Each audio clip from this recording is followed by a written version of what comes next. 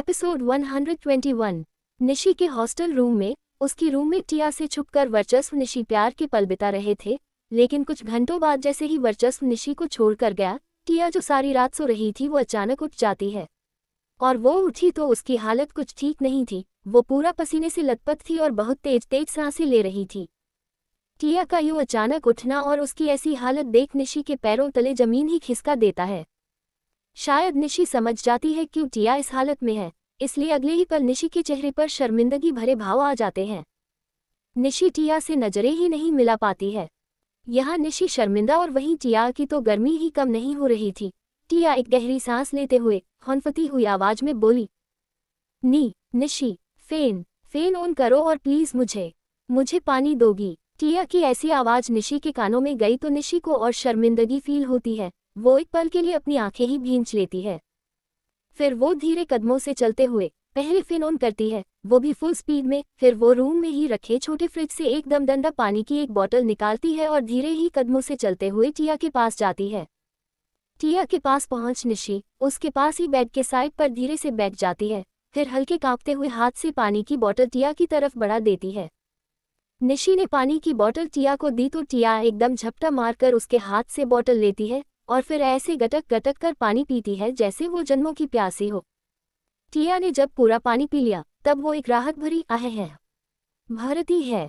थोड़ा समय गुजरा तो जो टिया पसीने में नहाई हुई थी वो नॉर्मल होने लगती है, लेकिन वही निशी वो और शर्मिंदगी में डूब रही थी। निशी अपनी नजरें झुकाए हुए बहुत धीमी आवाज में अटकती हुई बोली, टिया कर क्या तुमने सब देख लिया? उद्धरण चिन्ह। निशी का ये सवाल और जो टिया थोड़ी नॉर्मल हुई थी उसकी सांसें फिर तेज हो जाती हैं, पर अगले ही पल वो एक गहरी सांस ले अपनी बढ़ी हुई सांसों को कंट्रोल करती है। फिर वो एक क्रीपी सी हंसी हंसते हुए बोली, हे निशी, मैंने देखा तो कुछ नहीं बट सुना सब कुछ। अम्मा आहे है, धीरे करो।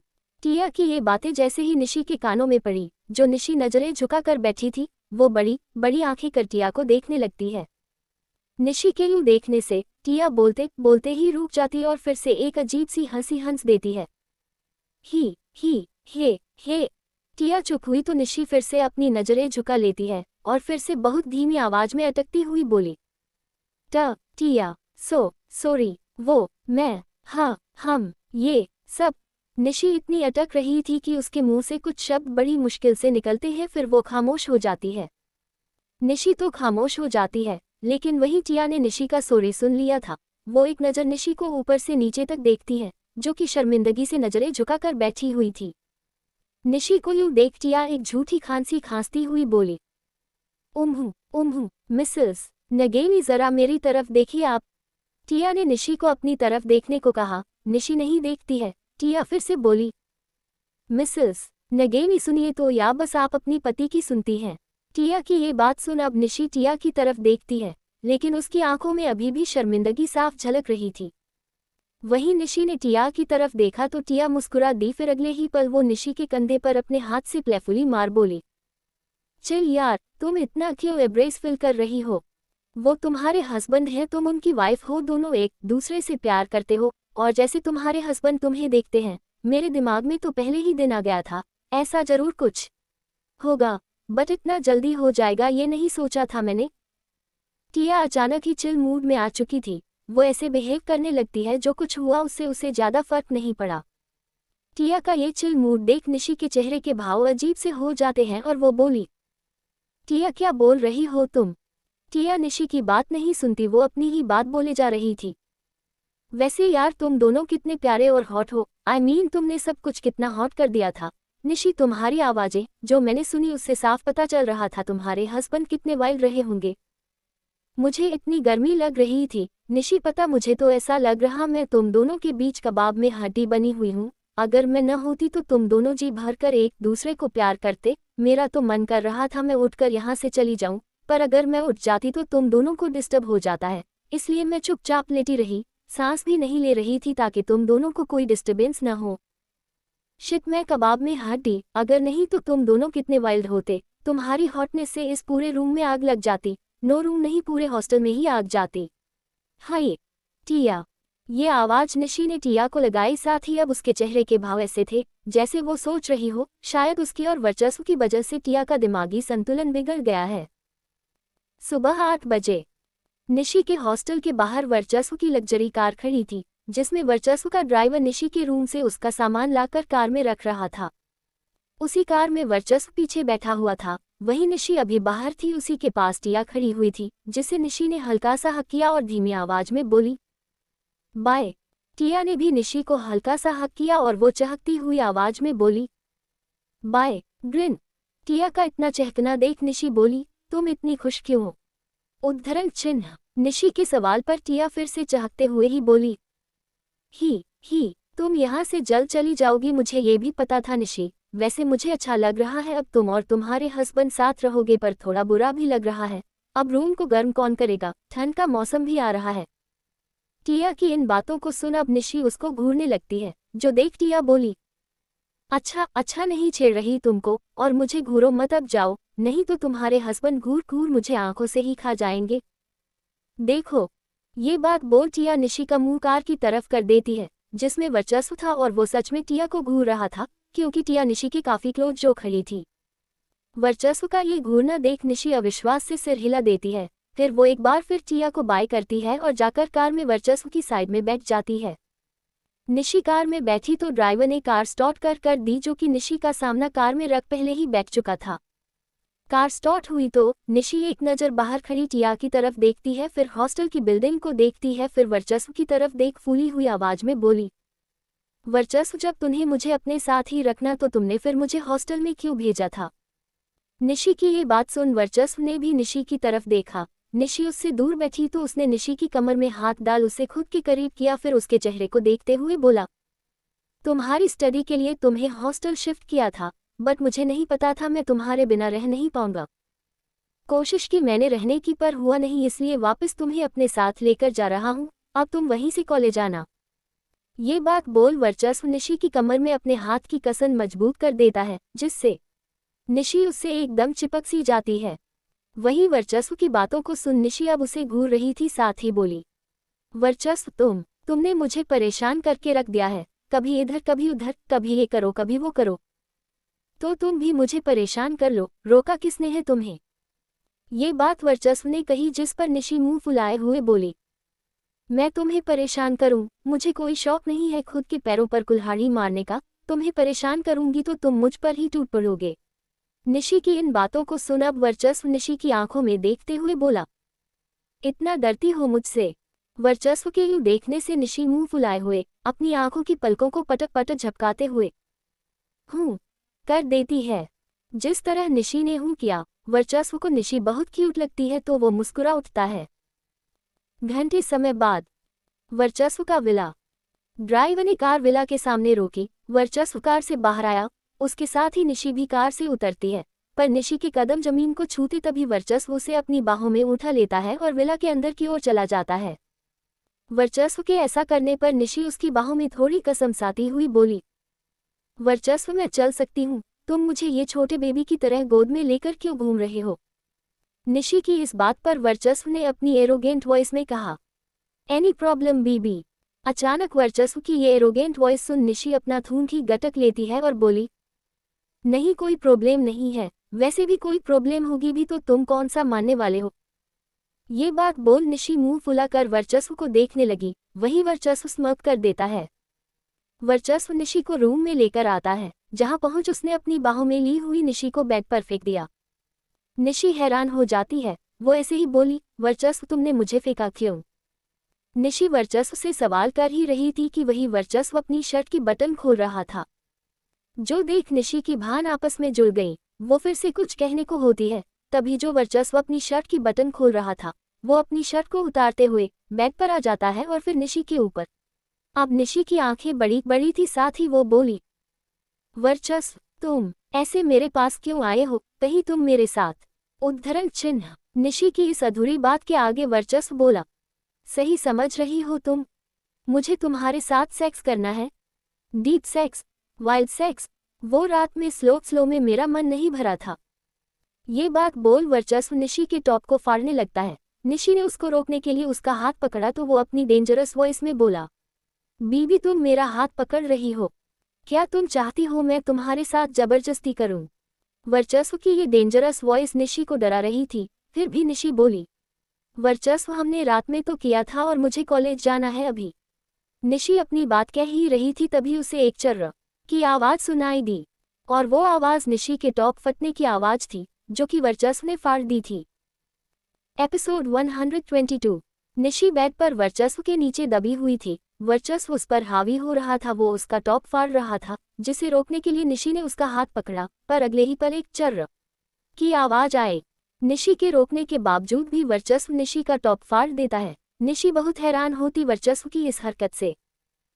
निशी अब बस में वर्चस्व के सामने थी। वर्चस्व जो निशी पर हावी हो रहा था उसकी वजह से निशी की सांसें बढ़ चुकी थी और इन बढ़ी हुई सांसों की वजह से उसका सीना ऊपर नीचे हो रहा था।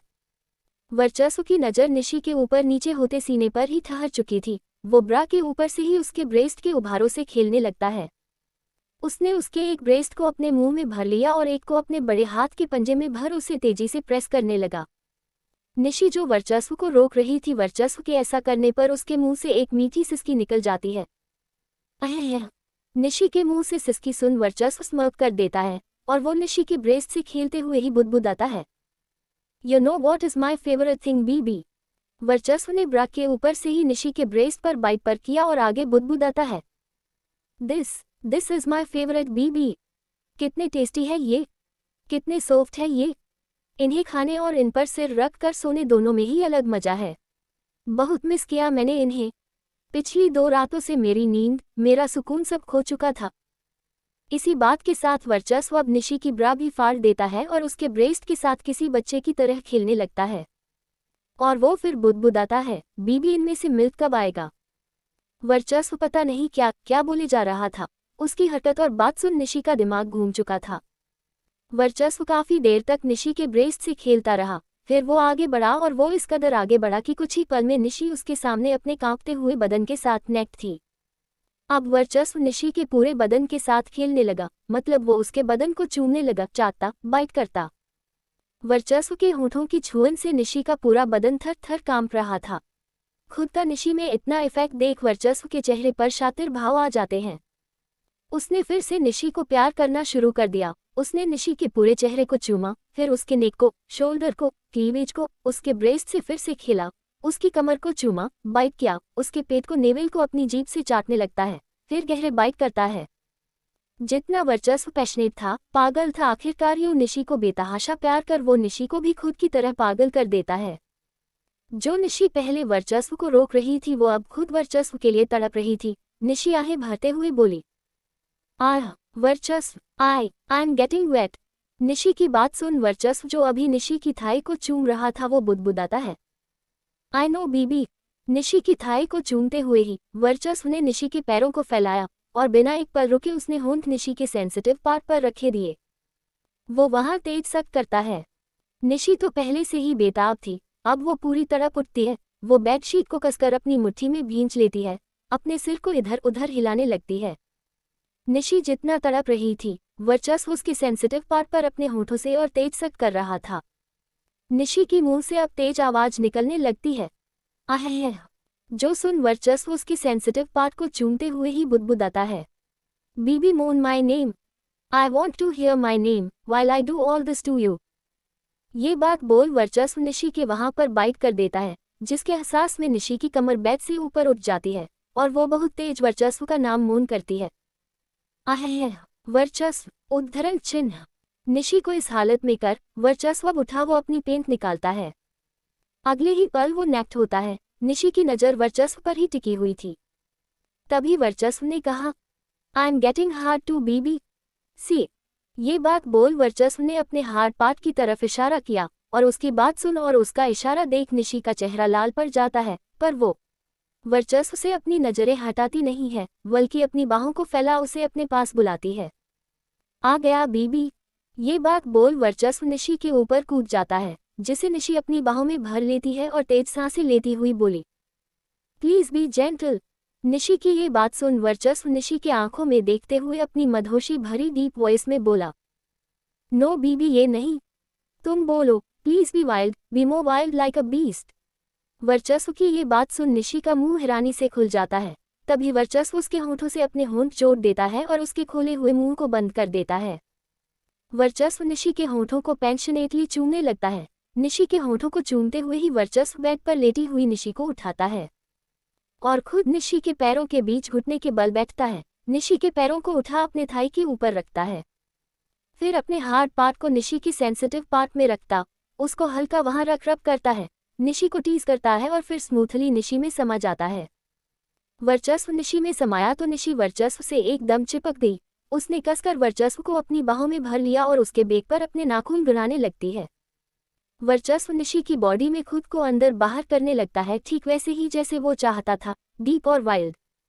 वर्चस्व के इस वाइल्डनेस से एक पल में ही निशी की आंखें हल्की टेरी हो जाती हैं। कुछ वक्त निशी के साथ इंटीमेट होने बाद वर्चस्व निशी को बेड पर लेटा देता है, खुद उसके ऊपर आ जाता है और फिर इस तरह उसके साथ इंटीमेट होता है। निशी बुरी तरह मेसी हो चुकी थी। वो आहे भर भर बस वर्चस्व का नाम ले रही थी। आहे वर्चस्व।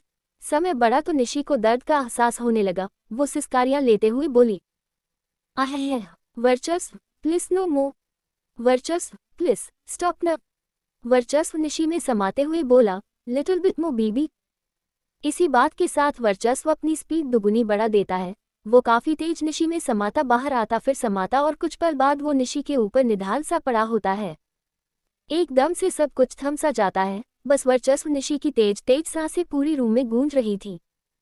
पर इस थमे हुए पल के बाद वर्चस्व बुदबुदाता है, बीबी फिर से करने का मन कर रहा है। ये बात बुदबुदाता वर्चस्व निशी के ब्रेस्ट को चूमने सक करने लगता है। वर्चस्व दूसरी बार के लिए शुरुआत कर चुका था। वहीं निशी अभी भी नॉर्मल नहीं हुई थी। वो हनफती हुई आवाज में बोली, वर्चस्व दे सो पी प्लीज लीव देम।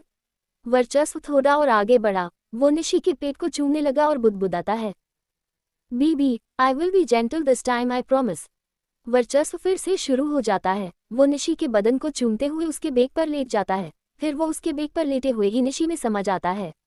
अब वर्चस्व शुरू हुआ तो वो 3 से 4 बार निशी के साथ इंटीमेट होता है। कभी वो उसके बेक पर बैठ उसके साथ इंटीमेट होता, कभी उसके ऊपर लेट इंटीमेट होता, कभी उसको अपनी गोद में बैठा उसके साथ इंटीमेट होता। ये सब दोपहर में रुकता है, जब निशी को बेहद दर्द होने लगता है। रुकने के बाद वर्चस्व निशी एक दूसरे की बाहों में सो ही जाते हैं और फिर शाम में उठते हैं, जहां दोनों साथ में नहाते हैं। वर्चस्व निशी की केयर करता है, एक मौका नहीं छोड़ता है उसे प्यार करने का। अब वर्चस्व निशी को हॉस्टल से वापस अपने पास ले आया था तो निशी की लाइफ आगे यहीं से शुरू हो जाती है। वो कॉलेज जाती, अपनी पढ़ाई पर ध्यान देती और बीच बीच में वर्चस्व को प्यार करती। वहीं वर्चस्व की लाइफ तो शायद हमेशा से ही निशी ही थी और अब भी निशी ही रहती है। उसका एक ही काम था, बस निशी को प्यार करना, रात में उसकी बाहों में सोना, सुबह उसकी बाहों में उठना, जो कि वो हमेशा से करता आ रहा है, निशी की मर्जी हो या ना हो। इन सब के साथ अब वर्चस्व ने एक और काम शुरू कर दिया था, निशी को कॉलेज छोड़ना और कॉलेज से घर लाना। वर्चस्व एक पल भी निशी को अकेला नहीं छोड़ता, या शायद वो खुद उसके बिना नहीं रह पाता था। और ऐसे ही कुछ दिन बीत जाते हैं। कुछ दिन बाद शाम का समय, MK यूनिवर्सिटी। निशी यूनिवर्सिटी के गेट पर खड़ी थी। इस वक्त यूनिवर्सिटी की सभी क्लासेस एंड हो चुकी थी, तो सभी स्टूडेंट्स अपने घर हॉस्टल जा रहे थे। कुछ ही पल में यूनिवर्सिटी के सामने वर्चस्व की कार आकर खड़ी हुई, जिसमें से वर्चस्व बाहर आता है।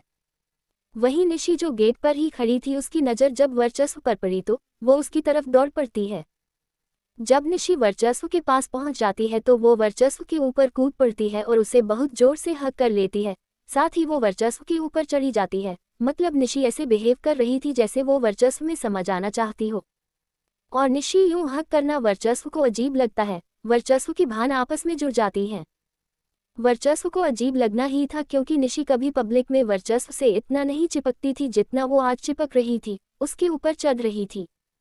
एपिसोड 123।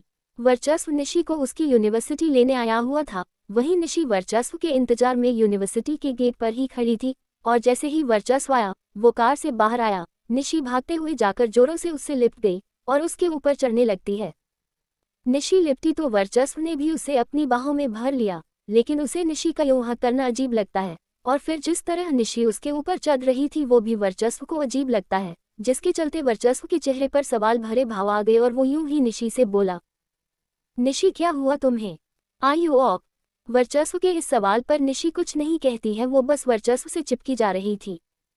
निशी वर्चस्व के पैरों पर चढ़ खड़ी हो जाती है और उसकी चेस्ट पर अपना चेहरा छुपा उसकी चेस्ट में अपने चेहरे को घुसाए ही जा रही थी। निशी की इन हरकतों को देख वर्चस्व उससे फिर से सवाल करता है, निशी कुछ हुआ है क्या? बताओ मुझे, किसी ने तुम्हें कुछ कहा है क्या? यूनिवर्सिटी में कुछ हुआ? बोलो। वर्चस्व निशी से इन सवालों को करते करते थोड़ी गुस्से में आने लगता है। मतलब वर्चस्व के दिमाग में अब यह आ रहा था कि निशी के साथ यूनिवर्सिटी में कुछ हुआ है तो वो इन यूनिवर्सिटी वालों को छोड़ेगा नहीं। वर्चस्व का थोड़ी वाला गुस्सा और बढ़ता, तभी निशी जो उस पर चढ़ी जा रही थी वो बहुत धीमी आवाज में बोली, कुछ नहीं हुआ है, घर चलो। ये बात बोल अब निशी वर्चस्व के ऊपर कूद जाती है, ऐसे जैसे उसे वर्चस्व की गोद में चढ़ना हो।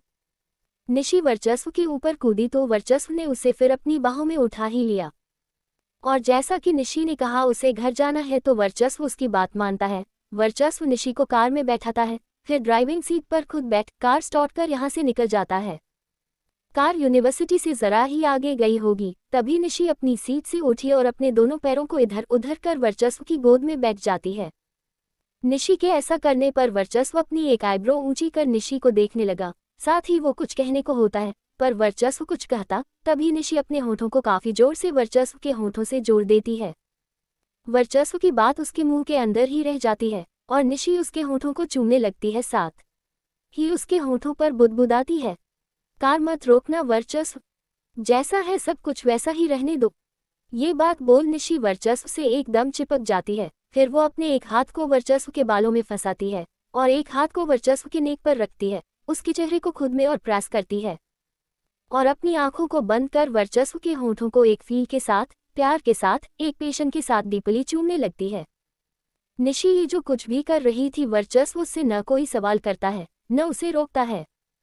उसकी नज़र सामने थी और वो कार ड्राइव कर रहा था जैसा कि निशी चाहती थी, बस निशी उसकी गोद से गिरे न तो उसको संभालने की वर्चस्व ने एक हाथ से निशी को उसकी कमर से पकड़ लिया था।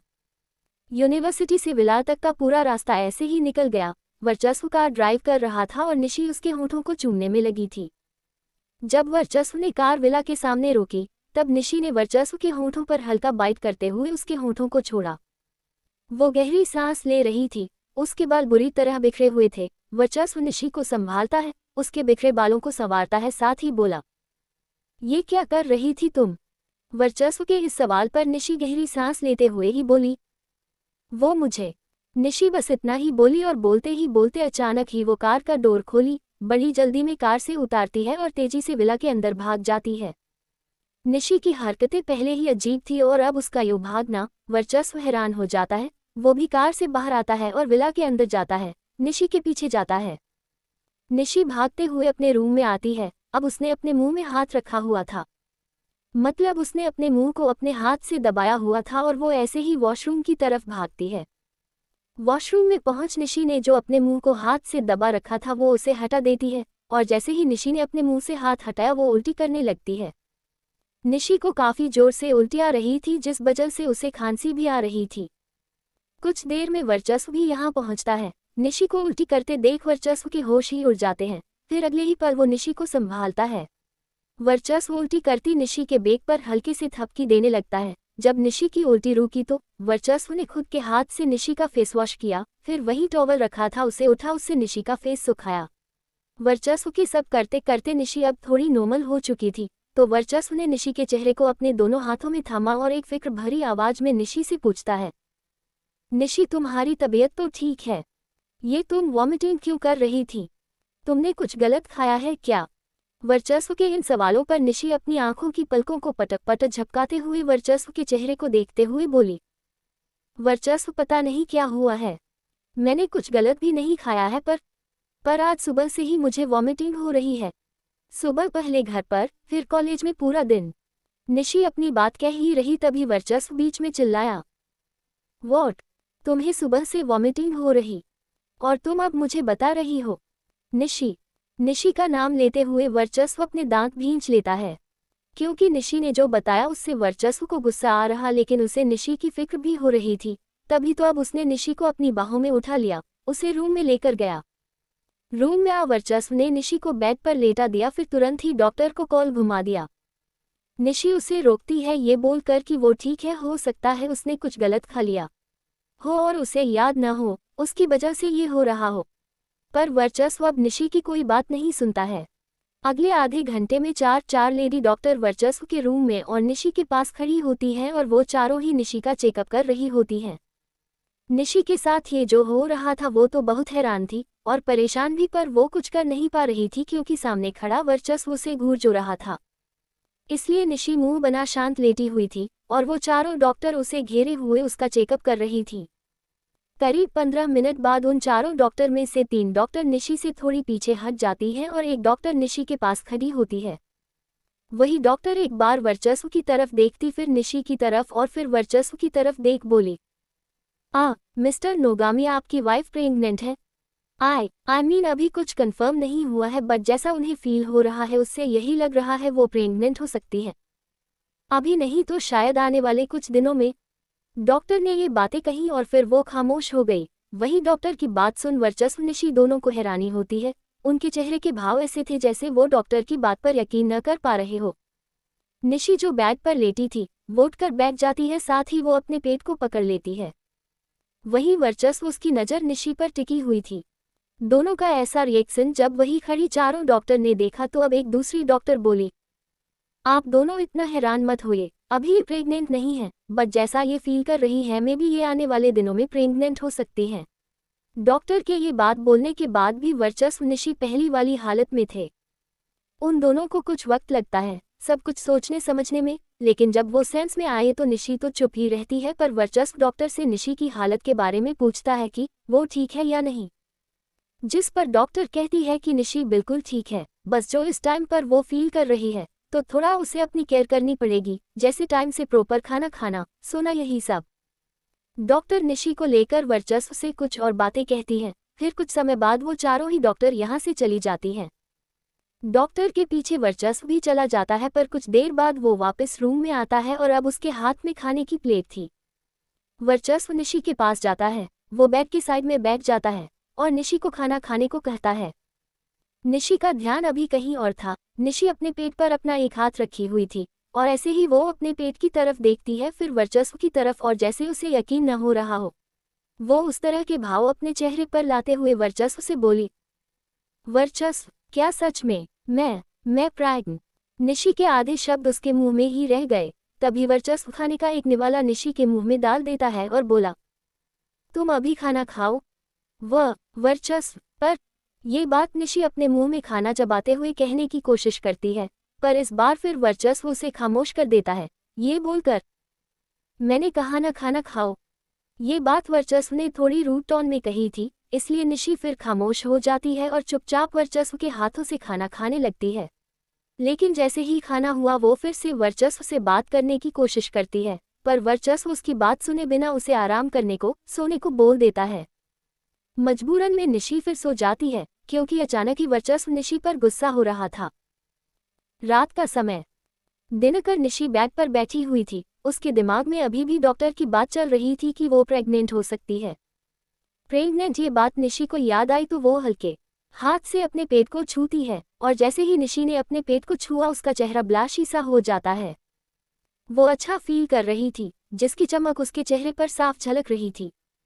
कुछ देर बाद वर्चस्व रूम में आता है। उसकी नज़र निशी पर गई। निशी जो अपने पेट पर हाथ रख ब्लश करते हुए बैठी हुई थी, उसे यूं देख न जाने क्यों वर्चस्व के चेहरे का रंग उड़ जाता है, मानो वो निशी को यूं देख खुश न हो। वर्चस्व कुछ पल यूं ही निशी को देखता रहा, फिर वो बेड पर लेट गया और अपने साथ ही निशी को भी लेटा लेता है। निशी वर्चस्व की बाहों में छुपी हुई थी। उसका चेहरा अभी भी ब्लाशी सा था और वो यूं ही बोली, वर्चस्व, मैं प्रेग्नेंट। एक बार फिर निशी की बात अधूरी रह गई। तभी बिना किसी भाव के वर्चस्व बोला, निशी, मुझे बच्चा नहीं चाहिए। वर्चस्व की ये बात और निशी के ब्लाशी चेहरे का रंग उड़ गया, पर वो बहुत धीमी आवाज में बोली, क्यों?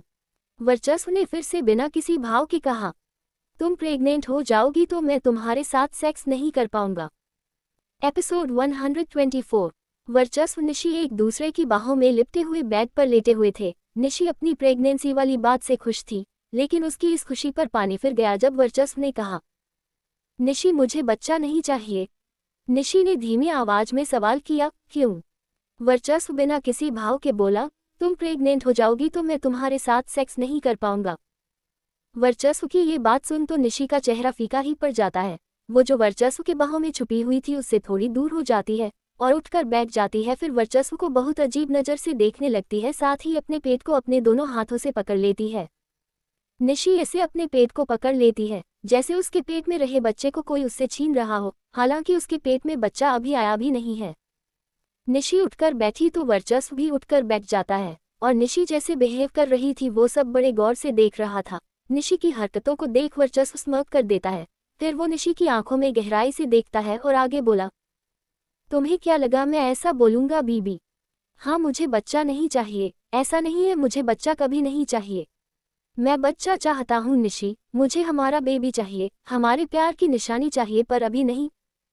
मैं अभी बच्चा नहीं चाहता निशी, और रीजन वो ये नहीं है जो मैंने बोला, रीजन है तुम्हारी स्टडीज। तुमने अभी अभी मेडिकल की स्टडीज शुरू की और अगर ऐसे में तुम प्रेग्नेंट हो गई तो तुम्हारी स्टडीज में इफेक्ट पड़ेगा, जो मैं नहीं चाहता। मैं ऐसा कोई भी रीजन नहीं चाहता जो तुम्हारे सपनों के बीच आए। इन बातों को बोल वर्चस्व थोड़ा रुका। वो अपनी पैंट की पॉकेट से कुछ टैबलेट जैसा निकालता है। वो वही टैबलेट निशी के हाथ में रख निशी की आंखों में देखते हुए फिर से बोला, ये कॉन्ट्रासेप्टिव पिल्स हैं निशी, इसे तुम खा लो। वर्चस्व ने जैसे ही ये बात कही निशी बड़ी बड़ी आंखें कर वर्चस्व को देखने लगी और निशी के यूं देखने पर वर्चस्व हल्का सा मुस्कुरा उठता है। साथ ही वो बोला, ऐसे क्या देख रही हो बीबी? बच्चा अभी तुम्हारे पेट में आया नहीं है। डॉक्टर ने कहा है ना, हो सकता है तुम शायद आने वाले दिनों में प्रेग्नेंट हो जाओ, तो जो चीज़ अभी हुई नहीं है उसे रोक देने में क्या प्रॉब्लम है? और एक बात, वर्चस्व ने अब निशी के पेट पर हल्के से अपना हाथ रखा और आगे बोला, अगर तुम प्रेग्नेंट होती निशी, बेबी तुम्हारे पेट में आ गया होता तो फिर उसे इस दुनिया में आने से कोई रोक नहीं सकता था। फिर चाहे उसे संभालने के लिए मुझे खुद क्यों न नैनी बनना पड़ता, मैं बन जाता। ये बात बोल वर्चस्व निशी के पेट के करीब अपना चेहरा ले गया। वो अपने हाथ से उसके कपड़े को थोड़ा ऊपर उठाता और हल्के से अपने होंठों से निशी के पेट को चूम लेता है। फिर वापस वो निशी के चेहरे की तरफ देखने लगता है। अब वर्चस्व कुछ नहीं कहता है, वो खामोशी से निशी को देख रहा था। वहीं निशी भी अब वर्चस्व को अजीब नज़रों से नहीं देख रही थी, लेकिन अब उसके चेहरे के भाव ऐसे थे जैसे वो किसी गहरी सोच में डूबी हुई हो।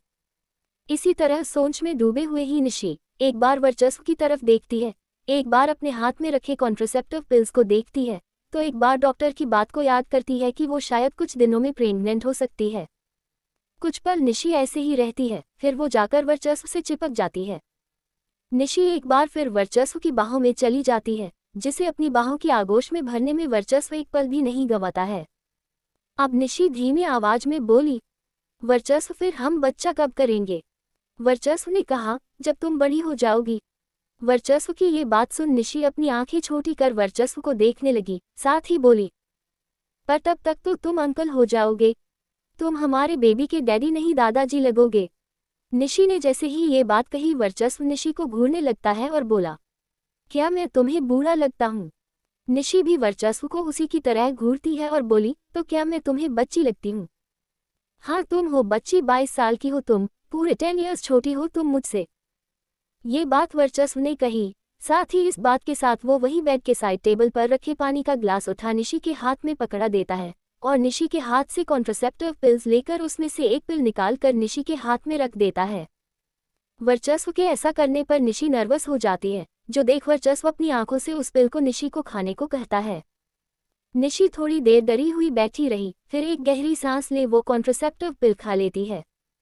निशी के इस पिल के खाते ही वर्चस्व निशी के बीच एकदम खामोशी सी छा जाती है।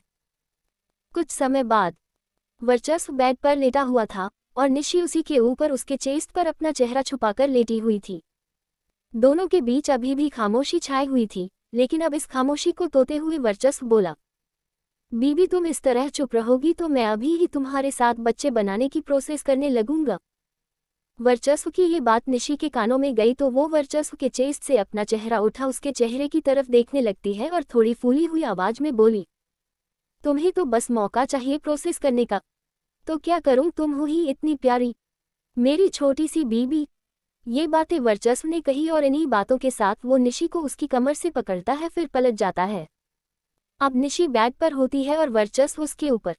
वर्चस्व निशी के चेहरे को प्यार से देखते हुए बोला, आई लव यू।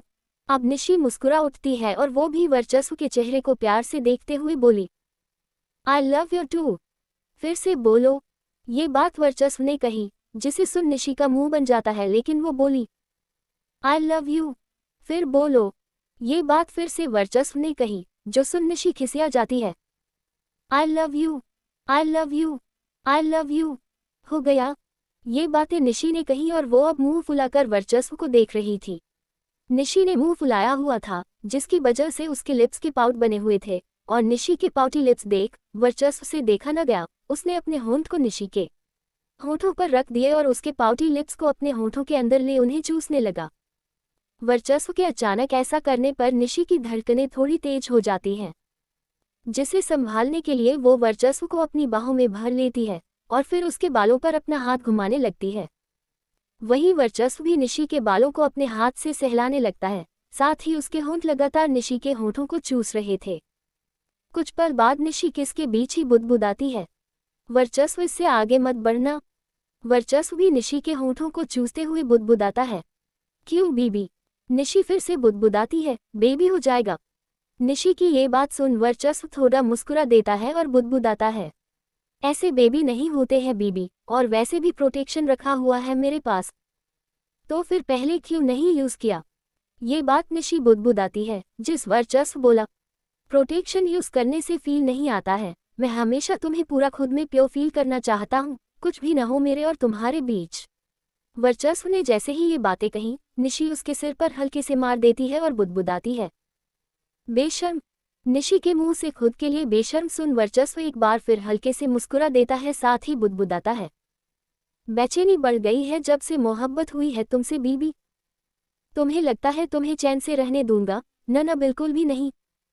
मुझे अपने बदन पर लिबास अच्छे नहीं लगते और तुम्हें लगता है मैं तुम्हारे बदन पर रहने दूंगा। अब वर्चस्व निशी के होंठों को बाइट करने लगता है। वहीं निशी हैरान थी वर्चस्व ने जो बातें कही उन्हें सुनकर। फिर वो भी वर्चस्व के होंठ पर बाइट कर देती है और बुदबुदाती है, महा बेशर्म आदमी। ये रात यूं ही गुजर जाती है।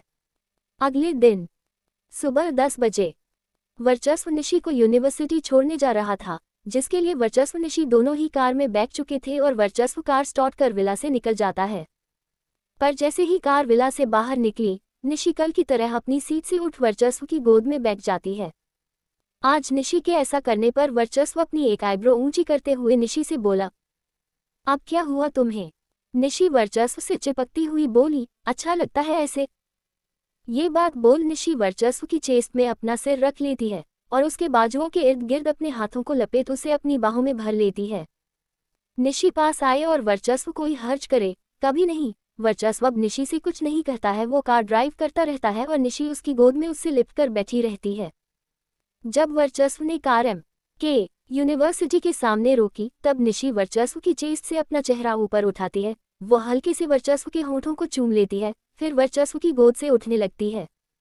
निशी वर्चस्व की गोद से उठने लगी तो वर्चस्व उसकी कमर को पकड़ उसे वापस अपनी गोद में बैठा लेता है और अपने होंठ निशी के होठों पर रख देता है। निशी के छोटे से किस का रिप्लाई वर्चस्व उसे एक डीप किस करके देने लगता है। निशी किस के बीच ही बुदबुदाती है, वर्चस्व बाइट मत करना, होंठ फूल जाते हैं, फिर सबके सामने अच्छा नहीं लगता है।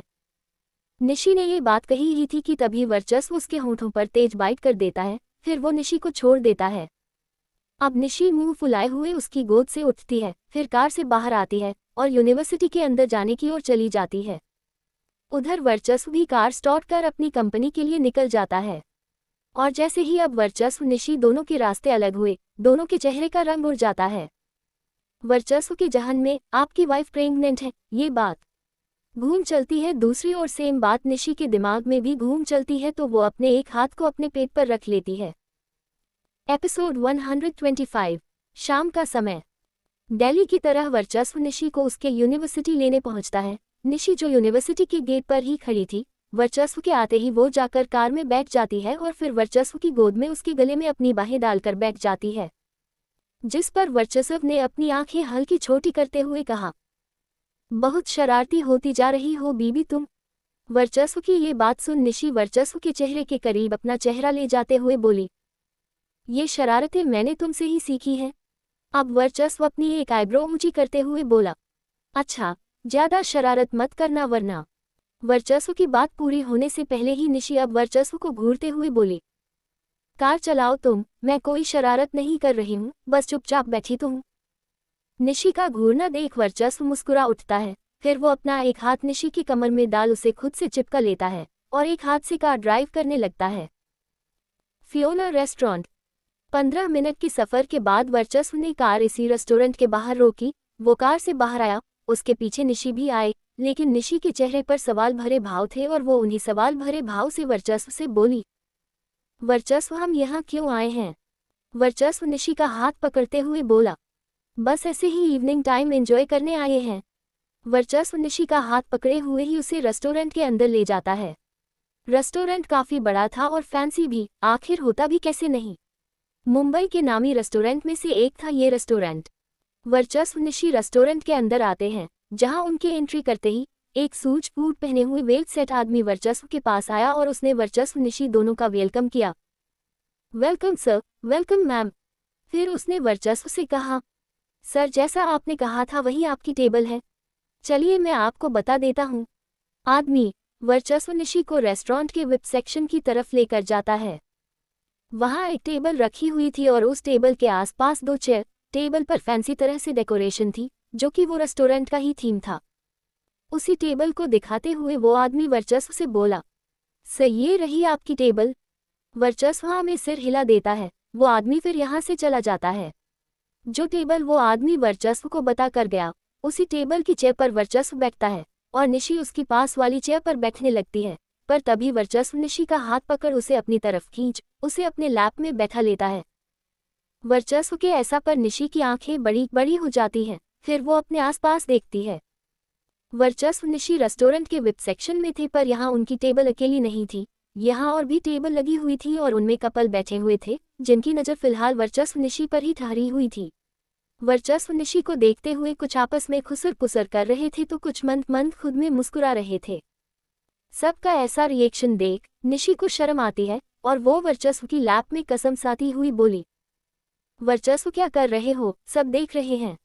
वर्चस्व निशी की कमर में अपने हाथों की कसन मजबूत करते हुए और निशी को और अच्छे से अपने लैप में बैठाते हुए बोला, तुम खुद से मेरी गोद में बैठो तो तुम्हें अच्छा लगता है, और अगर मैं तुम्हें अपनी गोद में बैठाऊं तो लोग देख रहे हैं, तुम्हें शर्म आने लगती है। शांत से बैठी रहो और बोलो क्या ऑर्डर करूं। वर्चस्व ने इन बातों को ऐसे भाव से कहा जिससे निशी समझ जाती है वर्चस्व उसको नहीं छोड़ने वाला। तो अब निशी बिना किसी नौटंकी के वर्चस्व की गोद में बैठी रहती है और बोली, जो तुम खुद के लिए ऑर्डर कर रहे हो वही मेरे लिए भी कर दो। निशी की ये बात सुन वर्चस्व ने कहा, मैं तो ब्लैक कॉफ़ी ऑर्डर कर रहा हूँ, तुम पी पाओगी वो? निशी हाँ में सिर हिला देती है। वही वर्चस्व वेटर को बुला उसे ऑर्डर देता है। कुछ समय में वेटर 1 कप ब्लैक कॉफ़ी वर्चस्व की टेबल पर रख कर चला जाता है। 1 कप देख निशी वर्चस्व से बोली, वर्चस्व तो एक ही है, तुमने अपने लिए नहीं मंगवाई क्या? वर्चस्व ने कहा, नहीं मैं तुम्हारे साथ तुम्हारे कप में पीऊंगा। मैंने सुना है एक दूसरे का जूठा खाने पीने से प्यार बढ़ता है। ये बात बोल वर्चस्व कॉफ़ी का कप उठाता है और निशी के होंठों के पास ले जाता है। वहीं निशी वो तो वर्चस्व की बात सुन लट्टू हो चुकी थी, इसलिए वो खुशी खुशी वर्चस्व के हाथ से कॉफ़ी पी लेती है। पर जैसे ही उसने कॉफ़ी पी वो गंदा सा मुंह बना बोली, याक, ये तो कितनी कड़वी है। निशी की ये बात सुन वर्चस्व बोला, ये ऐसी ही होती है, हार्ड बिटर। वर्चस्व ने जैसे ही ये बात बोली तैसे ही निशी बोली, तभी तुम भी कड़वे हो। और निशी की ये बात सुन वर्चस्व अब उसको अपनी आंखें चढ़ा देखने लगा, जो देख निशी अपना खून कटक लेती है। फिर वो मासूम सी शकल बना वर्चस्व को कॉफ़ी पीने को बोलती है। अब निशी अपने हाथ से वर्चस्व को कॉफ़ी पिलाती है। जब कॉफ़ी खत्म हो गई तब वर्चस्व ने निशी से पूछा, कुछ खाओगी? निशी थोड़ी सोचती है और बोली, पास्ता, और तुम क्या खाओगे? निशी के इस सवाल पर वर्चस्व निशी की आंखों में देखते हुए बोला, तुम्हें। वर्चस्व ने जैसे निशी की आंखों में देखते हुए ये बात बोली थी, उससे निशी नर्वस हो जाती है। उसे ऐसा लगता है जैसे वर्चस्व सच में उसे खाने वाला है, वो भी अभी के अभी। और निशी को नर्वस देख वर्चस्व स्मर्क कर देता है। फिर वो एक बार फिर वेटर को बुलाता है और उसे अपना ऑर्डर देता है। जब वेटर पास्ता रखकर चला जाता है तो उससे भी वर्चस्व निशी एक दूसरे के साथ एक दूसरे के हाथों से खाते हैं। दोनों पब्लिक के बीच थे, लेकिन एक दूसरे में ही खो चुके थे। वर्चस्व को तो कभी फर्क ही नहीं पड़ता है कि लोग क्या सोचेंगे, और उसके साथ रह अब निशी भी उसकी तरह बन गई थी। तभी तो वो सबके बीच वर्चस्व की गोद में बैठे हुए, उसके गले में बाहें डाले हुए बिना किसी संकोच के बड़े प्यार से वर्चस्व के हाथ से खा रही थी। वर्चस्व निशी अपनी खोई हुई दुनिया से बाहर तब आते हैं जब निशी खाते खाते पास्ता अपने कपड़ों पर गिरा लेती है, जिसे वर्चस्व टिश्यू पेपर से साफ करता है, पर उसका दाग निशी के कपड़ों पर रह जाता है, जो निशी को अच्छा नहीं लगता है और वो बोली, वर्चस्व मैं इसे वॉशरूम में ठीक करके आती हूँ। निशी का कपड़ा कुछ ज्यादा ही गंदा लग रहा था, इसलिए वर्चस्व निशी की बात पर हाँ में सिर हिला देता है। निशी यहाँ से उठ उस और जाने लगती है जहाँ वॉशरूम था। निशी के साथ वर्चस्व भी जाने को होता है, पर तभी वेटर आ जाता है बिल लेकर, तो वर्चस्व का ध्यान निशी से हट बिल पे करने पर चला जाता है। उधर निशी रेस्टोरेंट के वॉशरूम में पहुंचती है, जहां वो अपने कपड़े में लगे दाग को हल्के पानी से साफ करती है। पानी से भी वो दाग पूरा जाता नहीं है, पर पहले से तो अच्छा हो जाता है। फिर निशी खुद को ठीक कर वॉशरूम से बाहर निकलती है। निशी वॉशरूम से निकल वर्चस्व की तरफ जा ही रही होती है, तभी उसके रास्ते में कोई ऐसा शख्स आ जाता है, मतलब आ जाती है, जिसे देख निशी का चेहरा शक पड़ जाता है। वहीं उस शख्स ने भी निशी को देखा तो उसका चेहरा भी शक पड़ जाता है, लेकिन इसी शख्स के पीछे एक आदमी भी था जो निशी को देख सकपका जाता है। वो आदमी निशी के साथ आंख मिचौली खेल रहा था। जब निशी की नज़र उस आदमी पर पड़ी तो वो पहले एक नज़र अपने सामने खड़ी शख्स को देखती है, फिर उसके पीछे खड़े आदमी से बोली, दक्ष तुम मुझसे ऐसे छुप क्यों रहे हो? निशी के रास्ते में जो शख्स आई थी वो थी नेत्रा, और नेत्रा के पीछे जो आदमी खड़ा था वो था दक्ष। निशी ने आगे से दक्ष से बात करी तो दक्ष तो नेत्रा के पीछे खड़ा था, वो सामने आता है और वो अब निशी से बोला, हे प्रिंसेस। यहाँ दक्ष ने निशी को प्रिंसेस कहा, वही नेत्रा अपने दांत भींच लेती है। दक्ष आगे बोला, प्रिंसेस कैसी हो तुम? निशी ने कहा, मैं तो अच्छी हूँ, तुम अपना बताओ। और यहाँ कैसे तुम? निशी के इस सवाल पर दक्ष थोड़ी सकपका जाता है। वो, प्रिंसेस मैं यहाँ। इतना बोल दक्ष एक लुक वहीं खड़ी नेत्रा की तरफ देखता है और वो फिर से सिकपकाए हुई आवाज में बोलने की कोशिश करता है, पर दक्ष इस बार कुछ कहता तभी निशी बोली, Daksh I know everything about you. शायद तुम भूल गए हो तुम हो कौन। दक्ष ओबरॉय हो तुम, एक फेमस सिंगर जो एक न्यू ब्रांड की कॉपी भी पी ले तो अगले दिन उसकी न्यूज आ जाती है। इतना बोल निशी थोड़ी सी रुकी। अब वो एक नज़र दक्ष को देखती है, फिर उसी के पास खड़ी नेत्रा को देखती है, फिर दक्ष की तरफ देख फिर से बोली, तुम जिसके साथ भी हो दक्ष मुझे कोई प्रॉब्लम नहीं है, इवन मैं हैप्पी हूँ कि तुम जो कभी शादी नहीं करना चाहते थे अब अपनी लाइफ में आगे बढ़ना चाहते हो। इन बातों को बोल अब निशी चुप हो जाती है। वहीं निशी की इन बातों को सुन दक्ष एक चैन की सांस लेता है, जैसे उसके अंदर का कितना बड़ा बोझ उतर गया हो। वो अब निशी की आंखों में देखते हुए बोला, तुम सच में खुश हो प्रिंसेस? निशी हाँ में सिर हिला देती है, जो देख अब तो दक्ष का चेहरा ही चमक उठता है। दक्ष जो कि अब नेत्रा के साथ है, और नेत्रा जिसका चेहरा निशी देखना भी नहीं चाहती थी, और वो क्यों, वो तो सभी जानते हैं। उस वजह से दक्ष डर रहा था अगर उसके और नेत्रा के बारे में निशी को पता चला तो निशी कैसे रिएक्ट करेगी, कहीं उनकी दोस्ती में न दरार आ जाए। पर अभी जो बातें निशी ने कही उससे दक्ष का डर दूर हो जाता है, तभी तो उसके चेहरे पर चमक आ जाती है।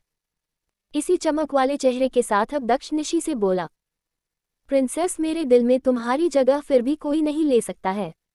दक्ष ने बात कही और निशी अब उसे घूरने लगी। वहीं नेत्रा ने दक्ष की ये बात सुनी तो वो निशी को खा जाने वाली नजरों से देखने लगती है। निशी का घूरना देख दक्ष मुस्कुरा देता है और बोला, ऐसे मत देखो प्रिंसेस, मर जाऊंगा मैं। एंड अब घूरना हो गया तो एक हक तो कर लो, इतने दिनों बाद मिले हैं हम। दक्ष को मुस्कुराता हुआ देख निशी भी मुस्कुरा देती है, फिर वो दक्ष के करीब बढ़ती है उसको हक करने के लिए। वहीं दक्ष भी निशी की तरफ बढ़ता है उसे अपनी बाहों में भरने के लिए, पर दक्ष निशी एक दायरे के बाहर जरा सा भी करीब आते तभी उन दोनों के सामने आकर वर्चस्व खड़ा हो जाता है और नेत्रा खड़ी हो जाती है। वर्चस्व निशी के सामने होता है और नेत्रा दक्ष के सामने। जहां पहले दक्ष निशी मिल रहे थे वहीं अब वर्चस्व नेत्रा एक दूसरे के सामने थे, और दोनों के चेहरे के भाव ऐसे थे जैसे दोनों एक दूसरे से कह रहे हो, अपने वाले को मेरी वाली से दूर रखो, अपनी वाली को मेरे वाले से दूर रखो। एपिसोड 126। रेस्टोरेंट में अचानक निशी दक्ष की मुलाकात होती है। दोनों दोस्त बड़े दिनों बाद मिले थे, इसलिए दोनों एक दूसरे को हग करने लगते हैं, पर निशी दक्ष जरा सा भी एक दूसरे से मिलते तभी वर्चस्व आकर निशी के सामने खड़ा हो जाता है। और नेत्रा जो पहले ही वहां पर खड़ी थी, निशी को गुस्से से देख रही थी, वो दक्ष के सामने आकर खड़ी हो जाती है। दक्ष निशी का मिलन तो नहीं हो पाता, लेकिन अब वर्चस्व नेत्रा के बीच आंखों ही आंखों से एक बार जरूर चालू हो जाता है।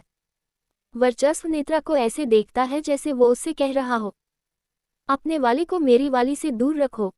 वहीं नेत्रा भी वर्चस्व को ऐसे देख रही थी जैसे वो उससे कह रही हो, अपनी वाली को मेरे वाले से दूर रखो। इनकी ये आंखों आंखों वाली लड़ाई निशी और दक्ष ने देखी तो वो दोनों हैरान होते हैं। तभी वर्चस्व ने कसकर निशी हाथ पकड़ लिया, वहीं नेत्रा भी कसकर दक्ष का हाथ पकड़ लेती है। नेत्रा तो और ऐसे दक्ष का हाथ पकड़ती है जैसे अगर उसने दक्ष को नहीं पकड़ा तो दक्ष उससे दूर हो जाएगा। नेत्रा ने दक्ष का हाथ पकड़ा तो वो फिर बस एक नज़र वर्चस्व की आंखों में देखती है और दक्ष को अपने साथ खींचते हुए इस रेस्टोरेंट के बाहर जाने की ओर चली जाती है। अब यहाँ पर वर्चस्व निशी थे। नेत्रा ने जो किया उससे वर्चस्व अपनी आंखें रोल कर देता है, क्योंकि उसे कोई फर्क नहीं पड़ता नेत्रा अपनी लाइफ में कुछ भी करे। वहीं निशी थोड़ी अविश्वास से सिर हिला देती है, क्योंकि वो हमेशा ही वर्चस्व के साथ ऐसी सिचुएशन में फंसती है। नेत्रा दक्ष का हाथ पकड़े हुए जब रेस्टोरेंट के बाहर पहुंचती है तो जो उसने वर्चस्व के सामने दक्ष का हाथ पकड़ा था, यहाँ बाहर पहुंचते ही वो एक झटके के साथ दक्ष का हाथ छोड़ देती है। फिर पैर पटकते हुए यहाँ से जाने लगती है, लेकिन नेत्रा जरा सी ही चली थी तभी वो लड़खड़ा जाती है और धड़ाम से अपने पेट के बल नीचे जमीन पर गिर जाती है। नेत्रा का ये गिरना दक्ष ने देखा तो उसकी सांसें ही अटक जाती हैं। वो जल्दी से नेत्रा के पास गया, उसे उठाता है और उसके पेट पर अपना हाथ रखते हुए घबराई हुई आवाज में बोला, मेरा बेबी, वो ठीक तो है? तुम्हारा ध्यान कहाँ रहता है नेत्रा? मैंने तुम जैसी घटिया लड़की आज तक नहीं देखी। अपना नहीं तो कम से कम अपने पेट में पल रहे बेबी के बारे में तो सोचा करो। हर टाइम तुम ऐसी हरकतें करती हो जिससे बेबी हर्ट होता है। अचानक ही दक्ष नेत्रा पर गुस्सा करने लगा था और दक्ष के गुस्सा करने पर नेत्रा अपने पेट से उसका हाथ झटक देती है। फिर बिना किसी भाव के उससे बोली, कुछ नहीं हुआ है तुम्हारे बेबी को दक्ष, और तुम्हें जब देखो तब बस बेबी की फिक्र रहती है। मैं भले मर जाऊं तुम्हें कोई फर्क नहीं पड़ता है। ये बात बोलते हुए अब नेत्रा के भाव रहित चेहरे पर एक दर्द सा उभर आता है, साथ ही उसकी आंखें नम हो जाती हैं। इससे आगे नेत्रा दक्ष से कुछ नहीं कहती है और यहाँ से फिर जाने लगती है। और नेत्रा के ऐसा करने पर अब दक्ष खींच सा जाता है। वो अपने बालों में हाथ घुमाते हुए खुद में बुदबुदाता है, व्हाट द फक, आखिर इस लड़की की प्रॉब्लम क्या है? बार बार वही चीजें करती है, फिर रोने लगती है। अब दक्ष भी नेत्रा के पीछे जाता है। दूसरी ओर वर्चस्व निशी अभी भी रेस्टोरेंट के अंदर थे, लेकिन अब वो भी यहाँ से जा रहे थे। पर जैसे ही वो दोनों रेस्टोरेंट के डोर पर पहुंचे, उनके ही सामने इधर उधर से आते हुए दो कपल आपस में टकरा जाते हैं। टकराने की वजह से उन कपल ने जब एक दूसरे का चेहरा देखा तो वो चारों हैरान होते हैं। अभी वो कपल अपने में ही लगे थे, लेकिन उनका टकराना वर्चस्व निशी का ध्यान उनकी ओर ले जाता है। और जब वर्चस्व निशी ने उन कपल को देखा तो निशी के चेहरे पर थोड़े हैरानी तो थोड़े सवाल भरे आ गए। वहीं वर्चस्व की आंखें छोटी हो गई और वो यूं ही अपनी तीखी नजरों से उन कपल को घूरने लगा। फिर अपनी डीप डरावनी आवाज में बोला, वंश मिष्ठी। वो दो कपल वंश नंदनी और एकांश मिष्ठी थे। वर्चस्व की डरावनी आवाज जब वंश नंदनी एकांश मिष्ठी के कानों में गई तो वो चारों उस ओर देखते हैं। और वर्चस्व को देखते ही एकांश नंदनी ने तो ज्यादा रिएक्ट नहीं किया, पर वंश और मिष्ठी की हवाएं उड़ जाती है। वो दोनों बड़ी बड़ी आंखें कर वर्चस्व को ऐसे देख रहे थे जैसे न जाने उन दोनों ने क्या देख लिया हो। और फिर अगले ही पल वंश नंदनी के पीछे छुप जाता है। नंदनी ब्रेकअप, ये बात वंश बुदबुदाता है, जो नंदनी सुन लेती है और वंश की बात सुन अब नंदनी के चेहरे का भी रंग उड़ जाता है। वहीं वंश की तरह मिष्ठी भी एकांश के पीछे छुप जाती है। मिष्ठी कुछ कहती नहीं है, लेकिन वो एकांश की जैकेट को कसकर अपनी मुट्ठी में भींच लेती है, जो कि वर्चस्व से उसके डर को साफ बयां कर रहा था। पर एकांश नहीं डरता है, वो डटकर मिष्ठी की ढाल बन वर्चस्व का सामना करने लिए खड़ा था। करीब 1 घंटे बाद वर्चस्व का विला हॉल में सोफे पर वर्चस्व किसी किंग की तरह बैठा हुआ था। उसके ही बगल में निशी उसकी छोटी क्वीन की तरह बैठी हुई थी और इन दोनों के सामने वंश नंदनी एकांश मिष्ठी खड़े हुए थे, ठीक उसी तरह जैसे वो लोग रेस्टोरेंट में खड़े थे। वंश यहाँ भी नंदनी के पीछे छुपा खड़ा था, वहीं मिष्ठी एकांश के पीछे छुपी हुई थी। पर इनके छुपने के बाद भी वर्चस्व की चील जैसी खा जाने वाली नजरें इन दोनों पर टिकी हुई थी। हॉल का माहौल काफी गर्म था और इस गर्म माहौल में अब वर्चस्व की भयानक आवाज गूंजती है, वंश मिष्ठी, ये सब क्या है? कब से चल रहा है ये सब? सामने आओ तुम दोनों। मिष्टी, वंश। वर्चस्व के इतनी बातें बोलने के बाद वंश जो नंदिनी के पीछे छिपा हुआ था वो मुंह बनाए हुए सामने आता है। वहीं मिष्टी भी सिर झुकाए हुए एकांश के पीछे से डरते डरते सामने आती है। अब दोनों सामने आए तो वर्चस्व ने दोनों को आंख चढ़ा देखा और बोला, बोलो। वंश और मिष्टी की हालत बहुत पतली थी। अभी मिष्टी तो कुछ नहीं कहती लेकिन वंश डरते डरते बोलता है, वो भाई मैं क्या बोलूं स्वीटी, आई मीन नंदिनी को तो आप जानते ही हैं, वो कैसे आए मेरी लाइफ में। सड़क में मिली थी न ये लड़की तुम्हें। ये बात वर्चस्व ने वंश की बात के बीच कही, जिस पर वंश आगे बोला, हाँ भाई मिली तो सड़क पर थी लेकिन फिर सड़क से मेरे दिल में चली गई। भाई आई लव हाँ, वो भी मुझसे प्यार करती है। आगे वंश नंदिनी से बोला, बोलो ना नंदिनी। वंश की ये बात सुन अब नंदिनी बोली, हाँ मैं भी वंश से प्यार करती हूँ। वंश और नंदिनी अपनी कहानी वर्चस्व को सुनाने लगते हैं। बाकी सब तो ठीक था पर सबको झटका तब लगता है जब वंश नंदिनी के बच्चे रुद्र के बारे में बताता है। लेकिन वंश इस बात को लेकर नंदिनी के साथ खड़ा होता है। उसकी बात से साफ पता चल रहा था वो नंदिनी और रुद्र के साथ खुश है। आखिरी में वंश ने अपनी बेचारी आवाज में कहा, भाई प्यार क्या होता है और इंतजार क्या होता है, शायद ये आपसे ज्यादा कोई नहीं समझ सकता, प्लीज गुस्सा मत करिए, हमें एक्सेप्ट कर लीजिए। इसी बात के साथ वंश खामोश हो जाता है। वंश खामोश हुआ तो अब बोलने की बारी मिष्टी की थी। भाई वो मैं। मिष्टी तो इतनी डरी हुई थी कि उसके मुंह से एक आवाज तक नहीं निकाल रही थी। तभी एकांश मिष्टी के करीब खड़ा होता है और वो मिष्टी की कमर में बड़े हक से अपना हाथ डाल वर्चस्व से बिना डरे बोला, जान है ये मेरे आसपास नहीं होती है ये तो सांसें नहीं ले पाता हूं मैं। ये मुझसे नाराज हो जाती है तो मेरी धड़कनें रुक जाती हैं। मैं मिष्टी से बहुत प्यार करता हूं और उससे शादी करना चाहता हूं। मिस्टर वर्चस्व नोगामी, मैं तुम्हारी बहन मिष्टी नोगामी से शादी करना चाहता हूं। उसका हाथ बस नहीं पूरा का पूरा उसे मांग रहा हूं। वादा करता हूं उसकी आंखों में आंसू कभी नहीं आएंगे। तुम्हारे घर की प्रिंसेस होगी वो तो अपने घर और दिल दोनों ही जगह उसे अपनी रानी बनाकर रखूंगा। एकांश ने बोला तो उसने इधर उधर की कोई बात की ही नहीं, उसने डायरेक्ट वर्चस्व से शादी के लिए मिष्टी का हाथ ही मांग लिया। और उसकी यही डायरेक्ट बात सुन सब लोग हैरान थे। वो सब बड़ी बड़ी आंखें कर एकांश को एकटक देखे जा रहे थे। पर एकांश का ये बिना डरे डायरेक्ट बात करना शायद वर्चस्व को पसंद नहीं आता, इसलिए वो अपनी नजरें चढ़ा एकांश को घूर रहा था। दक्ष का फ्लैट। नेत्रा तमतमाते हुए फ्लैट में आती है। उसकी आंखें अभी भी नम थी। वो अपने रूम में जाती है। वहां उसने एक नज़र पूरे रूम की दीवारों को देखा, जहां हर जगह बस छोटे छोटे क्यूट बेबी के फोटोज लगे हुए थे। उन्हीं फोटोज के बीच कुछ फोटो दक्ष की भी लगी हुई थी। जब नेत्रा की नज़र दक्ष की फोटो पर पड़ी तो उसकी हल्की नम आंखें और नम हो जाती हैं। साथ ही उसके जहन में दक्ष की बात घूम चलती है, मैंने तुम जैसी घटिया लड़की आज तक कभी नहीं देखी। ये बात याद कर नेत्रा अपने हाथों की कसकर मुट्ठी भींच लेती है, जैसे उससे वो सहन न हो रहा हो। फिर अगले ही पल नेत्रा एक बैग उठाती है जो कि उसका ही था। वो उस बैग में अपना सब सामान भरने लगती है। कुछ देर में दक्ष यहाँ पहुँचता है जो नेत्रा के पीछे आ रहा था। जब दक्ष ने नेत्रा को बैग में सामान रखते हुए देखा तो वो बहुत हैरान हो गया और वो चिल्लाती हुई आवाज में बोला, नेत्रा ये क्या कर रही हो तुम? नेत्रा मैं तुमसे कुछ पूछ रहा हूँ। नेत्रा। दक्ष के इतना चिल्लाने पर अब नेत्रा दक्ष की तरफ देखती है और बोली, जा रही हूँ यहाँ से। तुम्हें तो बस अपने बच्चे की फिक्र है तो उसके लिए तुम्हें मुझे झेलने की जरूरत नहीं है। जब ये बच्चा इस दुनिया में आ जाएगा तुम्हें दे दूंगी उसे। ये बातें बोल अब नेत्रा अपना बैग बंद करती है और उसे उठा इस रूम से बाहर निकल जाती है। दक्ष एक बार फिर हैरान होता है ये जो नेत्रा कर रही थी उन सब से। दक्ष भी नेत्रा के पीछे भागता है और साथ ही उस पर फिर चिल्लाता है, नेत्रा आखिर तुम चाहती क्या हो? क्यों? आपकी दक्ष की बात के बीच ही नेत्रा चिल्लाती है, कुछ नहीं चाहती हूँ मैं, हार्टलेस हूँ मैं, घटिया लड़की हूँ मैं, अकेली ही ठीक हूँ मैं। अब दक्ष और नेत्रा हॉल में थे जहाँ से नेत्रा बाहर जाने की ओर अपने कदम बढ़ा देती है। नेत्रा दक्ष को छोड़कर जा रही थी और दक्ष बस देखे जा रहा था, पर अचानक ही दक्ष तेज कदमों से नेत्रा की तरफ बढ़ा और नेत्रा इस फ्लैट के डोर के बाहर अपना एक भी कदम रखती तभी दक्ष उसका हाथ पकड़ लेता है, फिर उसे अपने तरफ खींच लेता है।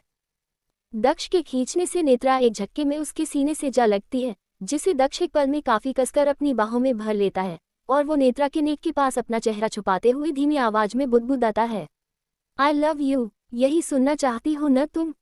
दक्ष ने ये जो कहा उसे सुन अब हैरान होने की बारी नेत्रा की थी। नेत्रा एकदम फ्रीज बनकर खड़ी थी। एपिसोड 127 वर्चस्व का विला। जहां पहले विला के हॉल में गर्मा गर्म माहौल था। वर्चस्व निशी, वंश नंदनी, एकांश, मिष्ठी थे और वर्चस्व वंश मिष्ठी की क्लास ले रहा था, लेकिन अब वहां कोई नहीं था। बल्कि अब महफिल विला के बाहर जमी हुई थी, वो भी प्यार वाली महफिल। विला के बाहर वंश नंदनी के साथ और मिष्ठी एकांश के साथ खड़ी थी और इन चारों के चेहरे पर चमक थी, एक ऐसी चमक जैसे इन्हें लाइफ में सब कुछ मिल गया हो। हाँ, मिल ही गया था, इन्हें प्यार करने का लाइसेंस जो मिल गया था। मतलब वर्चस्व ने वंश नंदनी और मिष्ठी एकांश दोनों की प्रेम लीला को एक्सेप्ट कर लिया था। उसने थोड़ा गुस्सा किया पर फिर वो मान गया, तभी तो अब इन चारों के चेहरे पर चमक थी। वंश नंदनी एकांश मिष्ठी चारों खड़े एक ही जगह पर थे, पर दोनों ही कपल बस एक दूसरे में खोए हुए थे। उन्हें कोई मतलब नहीं था कि यहाँ कोई और भी है। वंश प्यार से नंदनी की आंखों में देख रहा था, नंदनी भी वंश की आंखों में प्यार से देख रही थी। तभी अचानक वंश ने नंदनी का हाथ पकड़ा और यहाँ से जाने लगा। वंश के ऐसा करने पर नंदनी ने उससे सवाल किया, वंश क्या हुआ, कहाँ ले जा रहे हो मुझे। वंश रुका, वो नंदनी के करीब आया। उसने हल्की से नंदनी के होठों को चूम लिया और बोला, खुल्लम खुल्ला प्यार करने जा रहे हैं, अब चलो। वंश की ये बात सुन नंदनी के चेहरे पर सवाल भरे भाव आ गए, पर वंश अब न कुछ कहता है न ही नंदनी की कोई बात सुनता है। उसकी कार वहीं पर खड़ी थी। वो नंदनी को कार में बैठता है, फिर खुद ड्राइविंग सीट पर बैठ यहाँ से तेजी से निकल जाता है। वंश तो नंदनी को लेकर फुर्र उड़ गया, पर वही मिष्ठी एकांश अभी भी यहीं पर खड़े थे और एक दूसरे को निहारने में खोए हुए थे। एकांश मिष्ठी भी वंश नंदनी की तरह एक दूसरे की आंखों में प्यार से देखते। यूं ही एक दूसरे की आंखों में देखते हुए फिर दोनों कसकर एक दूसरे से लिपट जाते हैं। साथ ही मिष्ठी बोली, एकांश तुमने भाई से हमारी शादी की बात की और भाई मान भी गए, मुझे तो यकीन ही नहीं हो रहा। मिष्ठी की ये बात सुन एकांश मिष्ठी के बालों को हल्के से चूम बोला, तो कर लो यकीन जान, हम फिजिकल हुए तो तुम्हें डर लग रहा था कहीं मैं तुम्हें छोड़ न दूं, इसलिए तुमने मुझसे बात करना बंद कर दिया था। तो लो, अब मैं तुमसे शादी करूंगा। तुम्हारे खड़ूस भाई और छोटे भाई दोनों से तुम्हें पूरा का पूरा मान लिया, अब बस तुमसे भी तुम्हें पूरा का पूरा मान लूं। एकांश ने जैसे ही ये बात कही, मिष्ठी अपनी भान सिकुड़ते हुए उसके चेहरे को देखने लगी, जैसे उसे एकांश की बात समझ न आई हो।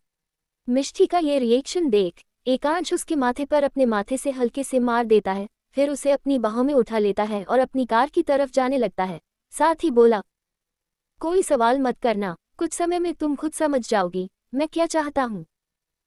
दूसरी ओर वर्चस्व निशी अपने रूम में थे। निशी चहकती हुई वर्चस्व के पैरों पर चढ़ उसे हक कर लेती है और थोड़ी खुशी से बोली, वर्चस्व मुझे तो लगा था तुम वंश मिष्ठी पर बहुत गुस्सा करोगे, पर तुमने उन दोनों को समझा और सब कुछ एक्सेप्ट कर लिया, मुझे बहुत अच्छा लगा। वर्चस्व के वंश नंदनी और मिष्ठी एकांश के प्यार को एक्सेप्ट करने से निशी भी बहुत खुश थी, तभी तो वो अभी खुशी से वर्चस्व को थोड़ा प्यार दिखा रही थी। निशी ने वर्चस्व को हक किया तो वर्चस्व भी निशी की कमर के इर्द गिर्द अपने हाथ लपेटते हुए उसे अपनी बाहों में भर लेता। कुछ पल दोनों ऐसे ही एक दूसरे को हक कर खड़े रहते हैं, फिर अलग होते हैं। पर जैसे ही दोनों अलग हुए वर्चस्व अपनी शर्ट की बटन खोलने लगा। जो निशी ने देखा तो उसके चेहरे के भाव अजीब से हो गए। वो उन्हीं भावों के साथ बोली, वर्चस्व तुम अपनी शर्ट की बटन क्यों खोल रहे हो। निशी के दिमाग में कुछ और ही चल रहा था। तभी वर्चस्व ने कहा, बात लेने के लिए। वर्चस्व की ये बात सुन निशी के दिमाग में जो कुछ और चल रहा था वो जहां से चला था वहीं रुक जाता है। और अब निशी को ध्यान आता है कि रात हो चुकी है और वर्चस्व को अक्सर नाइट बात लेने की आदत है। वर्चस्व अभी भी अपनी शर्ट की बटन ही खोल रहा था और वो ऊपर की ही बटन में अटका हुआ था। डैम, इस बटन को क्या हुआ। अचानक ही वर्चस्व फ्रस्ट्रेट हो चुका था और ऐसा इसलिए क्योंकि उसकी शर्ट की बटन कहीं अटकी हुई थी जिस वजह से वो खुल नहीं रही थी। वर्चस्व को जब इस हालत में निशी ने देखा तो वो वर्चस्व के करीब गई और बोली, क्या हुआ वर्चस्व। वर्चस्व फ्रस्ट्रेशन से इशारों से बताता है कि उसकी शर्ट की बटन नहीं खुल रही है। वर्चस्व का इशारा निशी ने समझा तो वो थोड़ा और वर्चस्व के पास गई और उसका हाथ हटा खुद उसकी शर्ट की बटन खोलने की कोशिश करती है। निशी ने वर्चस्व की शर्ट की बटन खोलने की कोशिश की तो वो एक पल में ही खुल गई, जिस पर निशी खुश हो जाती है। लो खुल गई। पर अगले ही पल निशी के चेहरे पर नर्वसनेस भरे भाव आ जाते हैं जब वर्चस्व बोला, बीबी बाकी की बटन्स भी खोल दो, क्या पता आज मेरी शर्ट तुम्हारे हाथों से मेरे जिस्म से अलग होना चाहती हो। निशी तो एक बटन खोलने आई थी और वर्चस्व ने पूरी शर्ट ही उतारने की डिमांड कर दी। और निशी को वर्चस्व की बात माननी पड़ती है क्योंकि वर्चस्व उसे अपनी बाहों में कैद कर चुका था, जिससे निशी कभी नहीं बच पाई है। निशी वर्चस्व की शर्ट की बाकी की बटन भी खोलने लगती है। जब उसने सारी बटन खोल दी और वर्चस्व की चेस्ट, उसके एब्स निशी की नज़रों के सामने आए तो उन्हें देख निशी का चेहरा लाल पड़ जाता है और उसके गाल हल्के जलने लगते हैं। निशी जो फील कर रही थी उसके चलते वो वर्चस्व से दूर जाने लगती है। वहीं वर्चस्व भी देख रहा था निशी कैसे शर्मा रही है, तो उसने अपनी डीप वॉइस में कहा, तुम्हारा ही हूँ बीबी, मुझसे इतनी शर्म क्यों। वर्चस्व की ये बात सुन निशी और शाय हो जाती है। वो लाल टमाटर बन जाती है और लाल टमाटर बनी निशी को देख वर्चस्व को उस पर प्यार आने लगता है। वर्चस्व अपने एक हाथ से निशी का हाथ पकड़ उसे ट्विस्ट करते हुए उसके बेक पर लगा उसे खुद से चिपका लेता है।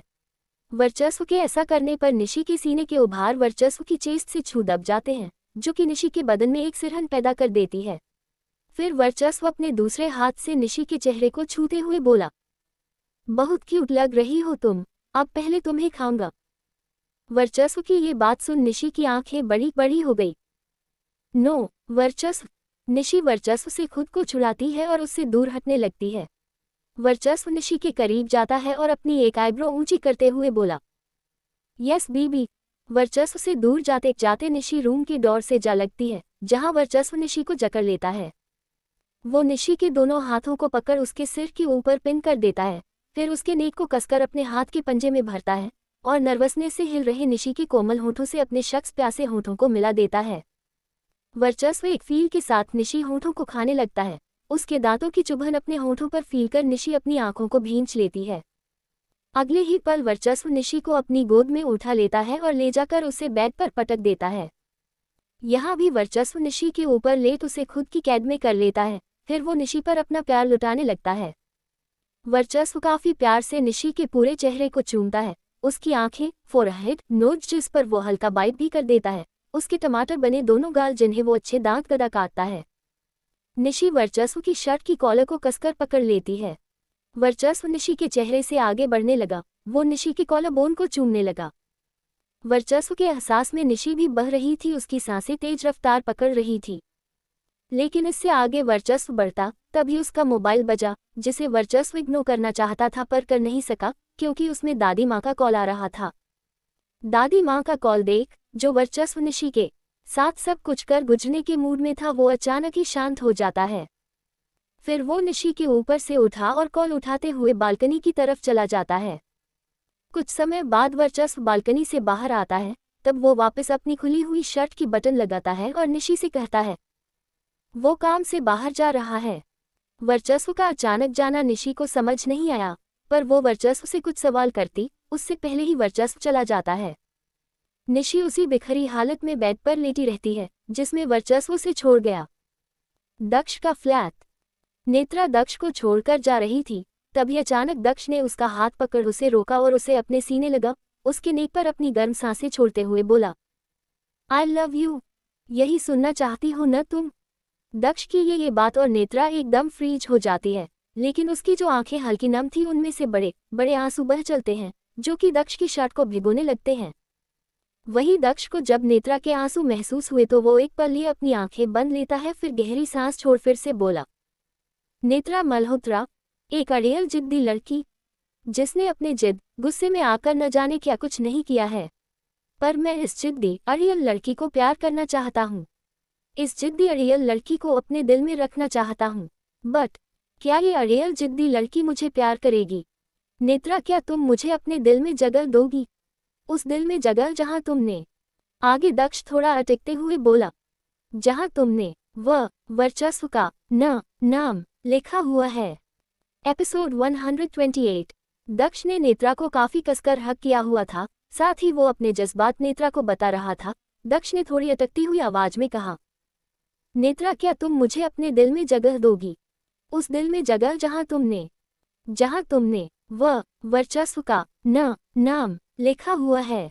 इसी बात के साथ दक्ष खामोश हो जाता है। वहीं नेत्रा भी खामोश थी, लेकिन उसकी आंखों से आंसू लगातार लुक रहे थे, जो उसके गोरे गालों को भिगोते हुए दक्ष की शर्ट को भिगो रहे थे।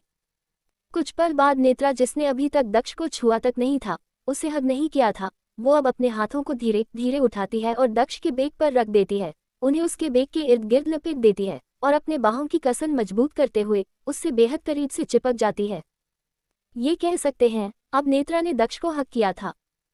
दक्ष को हक करने के बाद अब खामोश नेत्रा बहुत ही धीमी आवाज में बोली, दक्ष, मैंने अपने दिल से वर्चस्व का नाम मिटा दिया है।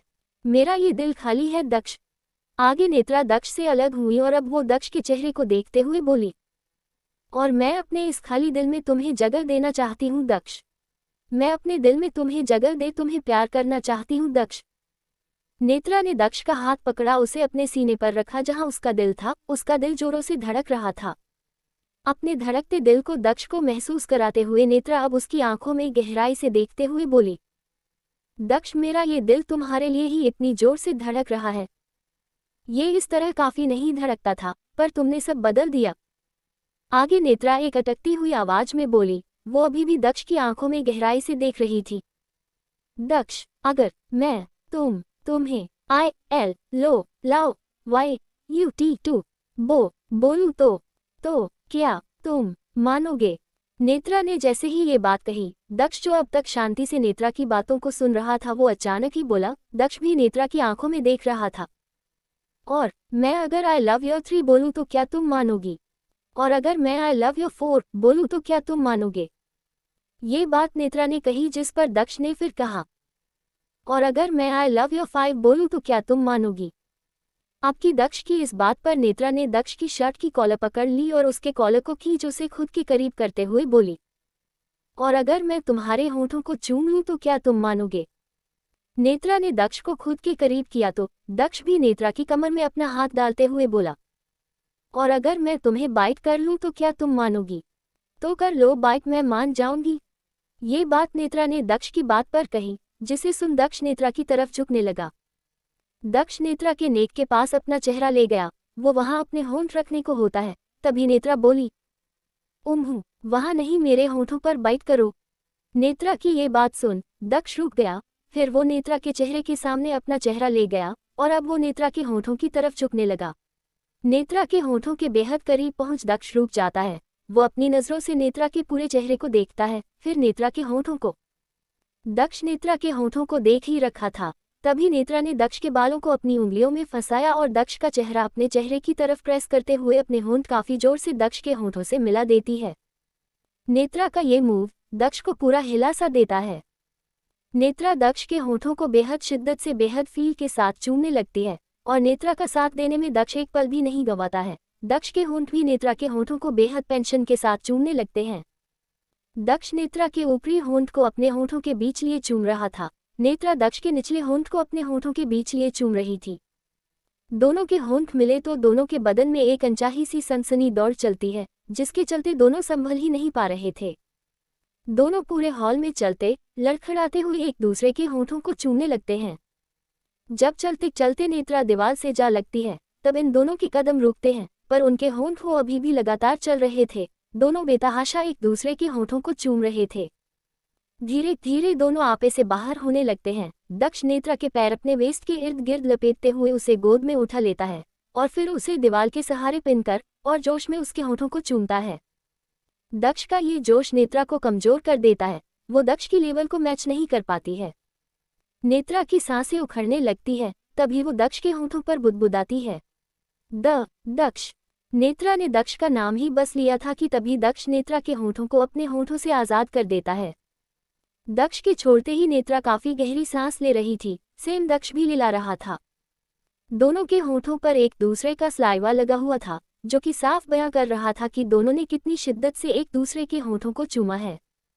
दोनों जब थोड़ी नॉर्मल हुए तो एक दूसरे की आंखों में एक एहसास, एक जज्बात के साथ देखते हैं। नेत्रा दक्ष के गले में अपनी बाहें डालती है और उसी जज्बात, एहसास के साथ उसकी आंखों में देखते हुए बोली, आई लव यू। नेत्रा के मुंह से ये इकरार सुन दक्ष मुस्कुरा देता है, साथ ही बोला, आई लव यू टू। दक्ष का इकरार सुन अब नेत्रा भी मुस्कुरा देती है और उसने फिर से अपने होंठ दक्ष के होंठों से जोड़ दिए। एक बार फिर दोनों बेतहाशा एक दूसरे के होंठों को चूमने लगते हैं।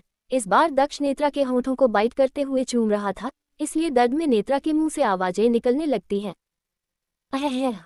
जब नेत्रा फिर से सांस लेने की तड़पने लगती है तब दोनों रुकते हैं। दोनों की सांसें तेज रफ्तार से चल रही थी। तभी नेत्रा ने अपना माथा दक्ष के माथे से जोड़ा और फुसफुसती हुई आवाज में बोली, Daksh, I want to make love with you. I want to feel you inside me. Netra की ये बातें सुन दक्ष ने भी फुसफुसाती हुई आवाज में कहा, नेत्रा, तुम प्रेग्नेंट हो? तो क्या प्रेगनेंसी में सेक्स नहीं कर सकते? ये सवाल नेत्रा ने दक्ष से किया, जिस पर दक्ष बोला, कर सकते हैं, बट। दक्ष की बात को काटते हुए आगे नेत्रा बोली, बट व्हाट दक्ष? जब कोई प्रॉब्लम नहीं है तो हम सेक्स क्यों नहीं कर सकते? उद्धरण चिन्ह। मुझे तुम चाहिए, मैं तुम्हें खुद में महसूस करना चाहती हूँ। मैं कब से इस पल का इंतजार कर रही हूँ। कब से? ये सवाल दक्ष ने किया, जिस पर नेत्रा ने दक्ष की आंखों में देखते हुए जवाब दिया, जब से तुम अच्छे लगने लगे थे, जब से तुम मेरे दिल में खुद के लिए जगह बनाने लगे थे। मैं तब से ये सब सोच रही थी, बोल नहीं पाई, पर मेरे दिमाग में तुम्हें लेकर, हमारी लव मेकिंग को लेकर बहुत कुछ था और है भी। मैं तुम्हारे साथ खुद को। नेत्रा जो भी बात बोल रही थी अब उसकी बात अधूरी ही रह जाती है, क्योंकि दक्ष अपने होंठ नेत्रा के होंठों से जोड़ उसके मुंह को बंद कर देता है। नेत्रा के होंठों को बंद कर अब दक्ष उसके होंठों पर बुदबुदाता है, तुम जो चाहती हो वही होगा। इसी बात के साथ दक्ष नेत्रा के होंठों को चूमने लगता है, जिसमें नेत्रा तुरंत ही उसका साथ देने लगती है, क्योंकि वो यही तो चाहती थी, दक्ष उसे प्यार करे।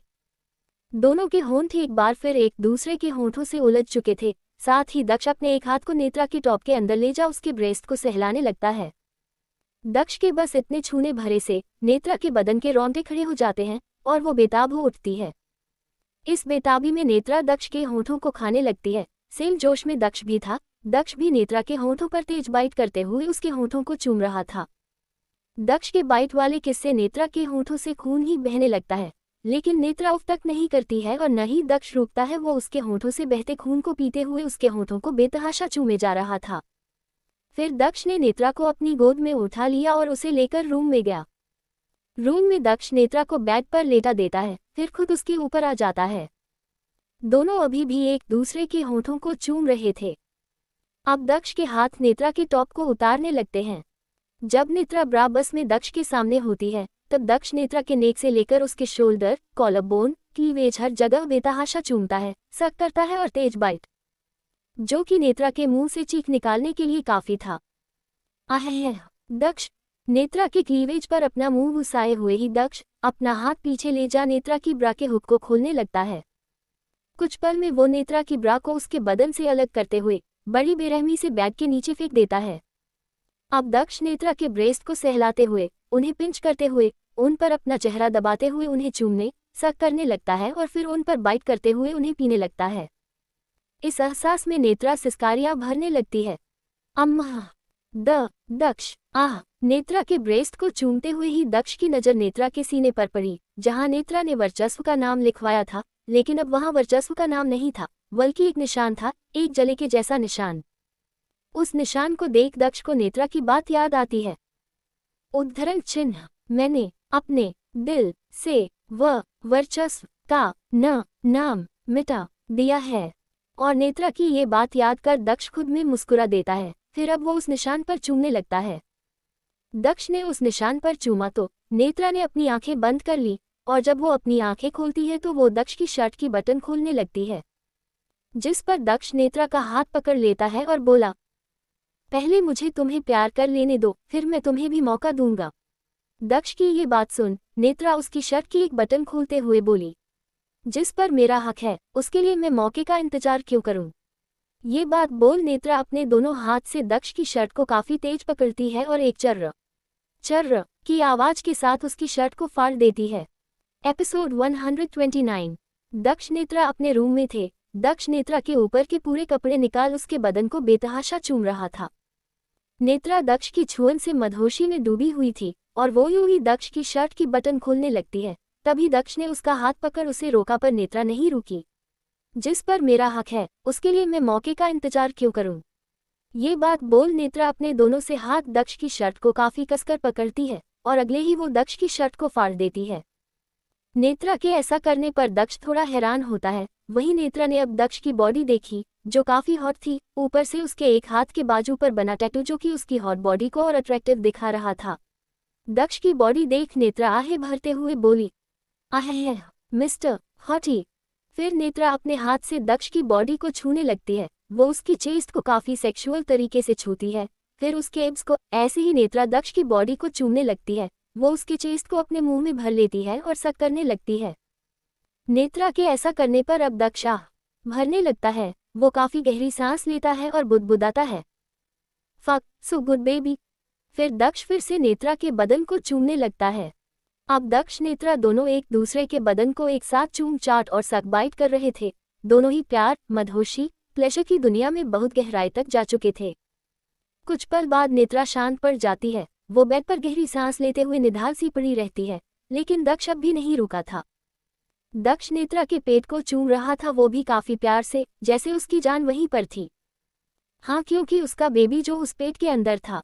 नेत्रा समझ रही थी क्यों दक्ष उसके पेट को इतने प्यार से चूम रहा है, इसलिए वो खुद में ही हल्के से मुस्कुरा देती है। फिर वो दक्ष के बालों में अपनी उंगली फंसा उसके बालों को सहलाने लगती है। नेत्रा का ये स्पर्श पा दक्ष उसके पेट को चूमते हुए ही अपनी जीभ को घुमा घुमा किसी आइसक्रीम की तरह उसके पेट को चाटने लगता है। दक्ष के ऐसा करने पर नेत्रा को ऐसा फील होता है जैसे उसके पेट में तितलियां उड़ रही हों। वो प्लेजर में अपनी आंखों को घुमाते हुए अपना सिर ऊपर उठा लेती है। दक्ष आगे बढ़ा। वो नेत्रा के नीचे के कपड़े उतारने लगा। कुछ ही सेकंड में नेत्रा के ये कपड़े भी बैग के नीचे फिके पड़े रहते हैं। बिना किसी कपड़े के नेत्रा के बदन को देख दक्ष की आंखों में लस्ट आ जाता है। वो अपनी लिस्टी नजरों से नेत्रा को ऊपर से नीचे तक चेक करता है। नेत्रा देख रही थी दक्ष उसे कैसे देख रहा है, तो उसके चेहरे पर शातिर भाव आ जाते हैं और वो यूं ही दक्ष के सामने अपने दोनों पैरों को फैला देती है। नेत्रा के ऐसा करने पर दक्ष अपनी एक आईब्रो ऊंची करते हुए बोला, उफ सो बोल्ड हूँ। नेत्रा काफी सेक्सी तरीके से अपने निचले होंठ को चबाते हुए बोली, ओनली फॉर यू। इसी बात के साथ नेत्रा अपने पैर को दक्ष की चेस्ट पर रख देती है। वो अपने पैर को दक्ष की चेस्ट पर थोड़ा घिसती है। फिर वो दक्ष की नेक को अपने हाथों के पंजों में भरती है और उसका चेहरा अपने सेंसिटिव पार्ट के पास ले जाती है। साथ ही बोली, लव मी नाउ। नेत्रा के बोल्ड मूव दक्ष को पागल कर देते हैं। ऊपर से अब उसकी आंखों के सामने नेत्रा का सेंसिटिव पार्ट था, जिसे वो अपने होठों से छूने में जरा भी वक्त नहीं लगाता है। दक्ष अपनी टंग को गोल गोल घुमाते हुए नेत्रा के सेंसिटिव पार्ट को चूमने, सक और वाइल्डली लिक करने लगता है। दक्ष के ऐसा करने पर नेत्रा भी पागल सी हो जाती है। वो अपने दोनों पैरों को दक्ष के शोल्डर पर रख देती है और उसके सिर को पकड़कर अपने वहां पर दबाती है। आहे दक्ष, एल इट्स सो गुड, पी please do more deeper. Netra की ये बातें दक्ष को और उत्तेजित कर देती है। वो वही करता है जो नेत्रा कह रही थी। दक्ष ने नेत्रा की थाई को पकड़ उसके पैरों को फैलाते हुए उन्हें टाइट स्ट्रेट किया। फिर एकदम डीपली अपनी टंग से नेत्रा के सेंसिटिव पार्ट पर लिक किया। दोनों एकदम पसीना पसीना हो जाते हैं। फिर दक्ष अपनी फिंगर को वहां प्रेस करता है। नेत्रा तो अब बेचैनी और बेताबी में मचल ही उठती है। वो फिर से आह भरते हुए बोली, अम्मा। दक्ष अब कंट्रोल नहीं हो रहा, प्लीज डू समथिंग। दक्ष अपनी फिंगर को एक एक कर प्रेस करना जारी रखता है। वो तब रुका जब नेत्रा एक तेज आह भरती है और ढीली सी पड़ जाती है। फिर दक्ष उठा। वो अपनी पेंट उतारने लगता है। नेत्रा एकटक दक्ष को देख रही थी और जब दक्ष पूरा नेक्ट होता है तो उसे ऐसे देख अब नेत्रा दक्ष को ऊपर से नीचे तक चेक करती है और उसकी नज़र दक्ष के हार्ड पार्ट पर ठहर जाती है, जिसे देख वो फिर से दक्ष के सामने अपने पैरों को फैला देती है। आपकी नेत्रा के ऐसा करने पर दक्ष स्मर्क कर देता है। साथ ही वो बोला, तुम्हें नहीं लगता तुम कुछ भूल रही हो मिस बोल्डी। दक्ष की ये बात सुन बेड पर लेटी हुई नेत्रा अपनी उंगली से इशारा कर उसे अपने करीब बुलाती है। नेत्रा का ये इशारा देख दक्ष पहुंच जाता है उसके पास, जिसे नेत्रा उसके चेस्ट पर अपना हाथ रख उसे बेड पर धक्का दे देती है और फिर खुद उसके ऊपर बैठ उसके कान को काटते हुए सेडेटिव आवाज में बोली, मैं कुछ नहीं भूली हूँ mister hottie, get ready to moan my name. ये बात बोल अब नेत्रा काफी जोर से दक्ष के कान को काट लेती है। फिर वो दक्ष के नेक पर किस करने लगती है। ऐसे ही नेत्रा आगे बढ़ती गई। उसने दक्ष की पूरी बॉडी को चूमा और किसी वाइल्ड बिल्ली की तरह खाया। फिर वो दक्ष के हार्ड पार्ट को अपने हाथ से सहलाने लगती है। जो कि नेत्रा ने जो कहा उस बात को सच कर देता है। आह नेत्रा, बेबी इट्स फील। दक्ष नेत्रा का नाम ले आहे भरता है। कुछ पल बाद नेत्रा दक्ष के हार्ड पार्ट को अपने सेंसिटिव पार्ट में रखती है और उसे खुद में सामने लगती, पर तभी दक्ष अपने वेस्ट को ऊपर उठाते हुए एक झटके में खुद ही नेत्रा ने समझ आता है। ये जो दक्ष ने किया, उससे दक्ष के ऊपर बैठी नेत्रा दर्द में कूद पड़ती है और उसके मुंह से चीख निकल जाती है। आह! वही दक्ष ने कहा, now it's your turn to moan my name baby, move your body. Netra थोड़ी दर्द भरी आवाज में बोली, पहले तुम करो, मुझे अभी दर्द हो रहा है। नेत्रा की ये बात सुन दक्ष ने अपने ऊपर बैठी नेत्रा का हाथ पकड़ उसे अपनी तरफ खींच उसे खुद के ऊपर लेटा लिया, फिर उसकी कमर के इर्द गिर्द अपने हाथ को लपेटते हुए पलट जाता है। अब नेत्रा बेड पर होती है और दक्ष उसके ऊपर। दक्ष पहले ही नेत्रा में समाया हुआ था, तो वो अब अपने हार्ड पार्ट को नेत्रा के सेंसिटिव पार्ट में अंदर बाहर करने लगता है। साथ ही वो अपने अंगूठी से नेत्रा के सेंसिटिव पार्ट पर सहला भी रहा था। पहले दक्ष धीरे धीरे नेत्रा में समाता है, जो नेत्रा को एक प्लेजर का अनुभव देता है। लेकिन बढ़ते समय के साथ दक्ष अपनी स्पीड बढ़ा देता है, जिससे नेत्रा को प्लेजर के साथ दर्द भी होता है। पर नेत्रा उस दर्द को भी एंजॉय कर रही थी। आह दक्ष, थोड़ा और प्लीज। नेत्रा की मांग बढ़ती ही जा रही थी, जिसे दक्ष पूरा करने में बिल्कुल भी कमी नहीं रखता है। वो नेत्रा को पूरा अंदर तक छूता है। नेत्रा दक्ष के बेक को कसकर अपनी मुट्ठी में भरे हुए उस छुअन में डूबी हुई थी। दक्ष काफी वक्त तक यूं ही नेत्रा के साथ इंटीमेट होता है। जब दक्ष रुका तो नेत्रा फिर से दक्ष के ऊपर बैठ जाती है। दक्ष अभी भी नेत्रा में समाया हुआ था, तो नेत्रा उसके ऊपर बैठी हुई अपनी बॉडी को ऊपर नीचे करते हुए मूव करने लगती है, जिसमें दक्ष नेत्रा की कमर पकड़ उसका साथ देता है। वंश का फ्लैट। एक बड़ी बिल्डिंग के नीचे वंश ने अपनी कार रोकी। ये वही बिल्डिंग थी जिसमें वंश का फ्लैट था और जहां पहले नंदिनी और वो साथ रहते थे और अब भी रहते हैं। कार रोकते ही वंश कार से बाहर आया, फिर वो नंदिनी की साइड गया। उसने नंदिनी के लिए कार का डोर खोला। वंश के ऐसा करने पर नंदिनी के होठों पर प्यारी सी मुस्कान आ गई। फिर वो कार से उतरने लगी, पर नंदिनी के कदम जरा से भी नीचे जमीन पर रखते तभी वंश उसे अपनी गोद में उठा लेता है।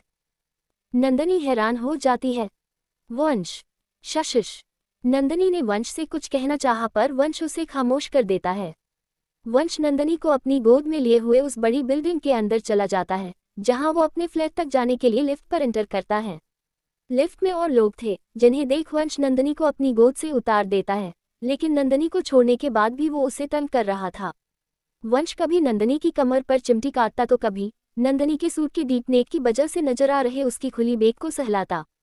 एक बार वंश काफी तेज से नंदिनी की कमर पर चिमटी काट देता है, जिसकी वजह से दर्द में नंदिनी के मुंह से आवाज निकल जाती है। आऊच! नंदिनी की ये आवाज लिफ्ट में खड़े बाकी लोगों के कानों में गई तो वो उसे बहुत अजीब नजरों से देखने लगते हैं। उनके इस तरह देखने से नंदिनी को शर्मिंदगी महसूस होती है, साथ ही उसे वंश पर गुस्सा आता है, इसलिए अब वो वंश को घूर रही थी। पर वंश मुस्कुरा रहा था। कुछ फ्लो आते ही बाकी लोग धीरे धीरे कर लिफ्ट से उतरते जाते हैं। कुछ टाइम बाद ऐसे ही फिर सारे लोग उतर जाते हैं। लिफ्ट में फिर बस वंश और नंदिनी रह जाते हैं। अकेला माहौल देख नंदिनी वंश जो अभी उसके साथ कर रहा था उसके लिए वो उस पर गुस्सा करने लगती है। नंदिनी ने वंश के चेस्ट पर अपना हाथ रख उसे पीछे की तरफ धक्का दिया। नंदिनी के ऐसा करने पर वंश लिफ्ट की दीवार से जा लगा। नंदिनी उसके सामने खड़ी हो जाती है और उसके शर्ट की कॉलर पकड़ उसे घूरते हुए बोली, तुम।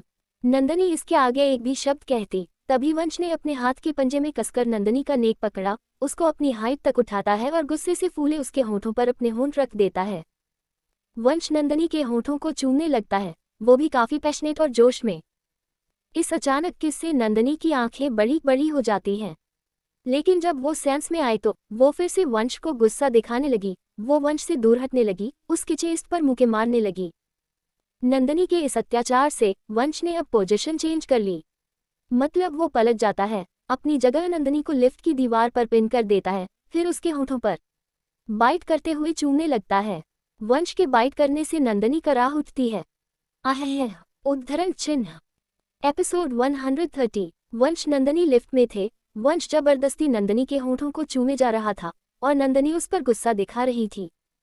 नंदिनी के गुस्सा करने पर वंश उसके होठों को तेज बाइट करते हुए चूमने लगा। वंश के यूं बाइट करने से नंदिनी को अपने होठों पर दर्द होता है, वो कराह उठती है। आह! फिर नंदनी शांत खड़ी हो जाती है, मानो वो वंश के सामने हार गई हो और वंश को जो उसके साथ करना है वो कर ले। वंश करता भी वैसा ही है। वो बेहद डीपली, पेशनेटली नंदनी के होठों को चूमे जा रहा था। कुछ पल में लिफ्ट रुक जाती है क्योंकि वंश के फ्लैट का फ्लो आ जाता है, पर वंश अभी भी नहीं रुकता है, बल्कि वो नंदनी को अपनी गोद में उठा लेता है और उसके होठों को चूमते हुए ही अपने फ्लैट की ओर कदम बढ़ा देता है। फ्लैट के पास पहुंच वंश ने अपने पैर से डोर खोला और नंदनी को लिए हुए अंदर चला गया। अंदर वंश अपनी गोद में ली हुई नंदनी को नीचे खड़ा करता है और उसे वही डोर पर ही पिन करते हुए अभी भी बेतहाशा उसके होठों को चूम रहा था। अगले ही पल वंश आगे बढ़ने लगा। वो नंदनी के कंधे से उसके दुपट्टे को नीचे गिरा देता है और उसके नेक को बाइट करते हुए चूमने लगता है। साथ ही वो अपने एक हाथ को नंदनी के बेक पर ले जाकर उसके सूट की डोरी खोलने लगता है। वंश एक भूखे पागल की तरह बिहेव करने लगा था और उसका यही पागलपन देख अब नंदनी हैरान थी। वंश, क्या कर रहे हो तुम? ये बात नंदनी ने पागल बने वंश को रोकने की कोशिश करती हुई कही, जिस पर वंश रुका तो नहीं, पर वो नंदनी के नेक को चूमते हुए ही बोला, खुल्लम खुल्ला प्यार कर रहा हूँ। याद आया कुछ तुम्हें स्वीट हार्ट?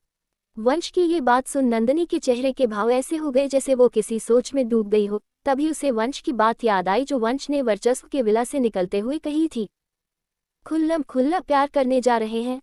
अब नंदनी को समझ आया वंश क्या चाहता था उससे।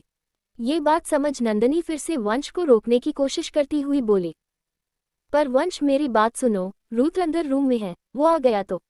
उद्धरण चिन्ह, शायद वो सो रहा है, वो यहाँ नहीं आएगा। और तुम मुझे रोक क्यों रही हो? जब तुम मेरे पास आना चाहती थी तब तो मैंने तुम्हें नहीं रोका था, फिर तुम क्यों? ये बातें वंश ने कही और अब वो नंदनी के चेहरे को देख रहा था। नंदनी भी वंश के चेहरे को देख रही थी। वो यूं ही वंश की बात पर बोली, मैं तुम्हें रोक नहीं रही, पर रूद।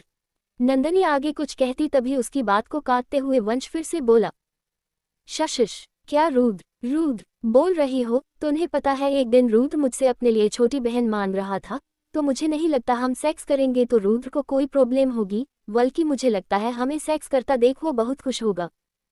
वंश ने जैसे ही ये बात कही, नंदनी उसको घूरती है और उसके कंधे पर एक चमाट मारते हुए बोली, ये क्या बोल रहे हो तुम? रूद अभी बच्चा है और तुम उसे सेक्स दिखाना चाहते हो।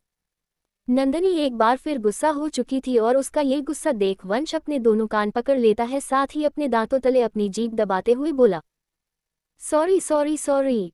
आगे वंश नंदनी को मनाने के लिए गुस्से से फूले उसके होठों को हल्के से चूम लेता है और प्यार भरी आवाज में बोला, आई लव यू।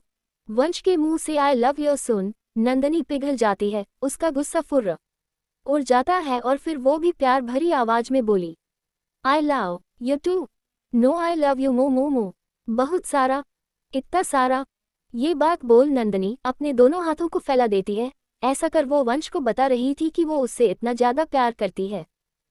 फिर नंदनी वंश से लिप जाती है, उसे हक कर लेती है। अब वो थोड़ी धीमी आवाज में बुदबुदाती है, वंश आई लव यू सो मच। तुमने मेरी बेरंग लाइफ में रंग भर दिया। मैंने कभी नहीं सोचा था मेरे पास्ट को जानकर, मेरे बच्चे को अपनाकर कोई मुझे इस तरह चाहेगा जैसे तुमने मुझे चाहा है। तुम अपने बड़े भाई के सामने भी मेरे साथ खड़े रहे, मेरे लिए और रूद के लिए उनसे बात की। बहुत खुश हूं मैं आज। नंदनी की इन बातों को सुन वंश ने उसे कसकर अपनी बाहों में भर लिया और उसकी बाकी बात पर तो नहीं लेकिन आखिरी बात पर बोला, तो इस खुशी को लव मेकिंग कर एंजॉय करें। वंश की ये बात सुन जो नंदनी वंश से लिपटी हुई थी वो उससे अलग हुई और वो हल्की अपनी आंखें चढ़ा बोली, तुम नहीं मानोगे, पूरे मूड में हो क्या? नंदनी उससे अलग हुई तो वंश का मुंह बन गया और वो ऐसे ही मुंह बनाए हुए ही बोला, तो क्या मैं तुम्हें आधे मूड में लग रहा हूँ? वंश का मुंह बना देख और उसकी ये आधे मूड वाली बात सुन नंदनी हल्के से हंस देती है।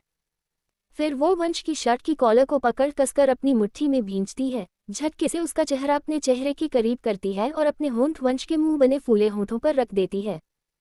वंश के होंठों से अपने होंठ मिला, नंदनी उसके होंठों पर एक सेक्सी सी आवाज में बुदबुदाती है, do whatever you want to do mister Vansh नगेमी। ये बात बोल अब नंदनी वंश के होंठों को चूमने लगती है, ठीक वैसे जैसे कुछ समय पहले वंश उसके होंठों को चूम रहा था। वहीं नंदनी की बात और उसकी सेक्सी सी आवाज सुन वंश की बॉडी में एक हलचल सी मच जाती है और ये हलचल होश में आए वंश को फिर पागल कर देती है।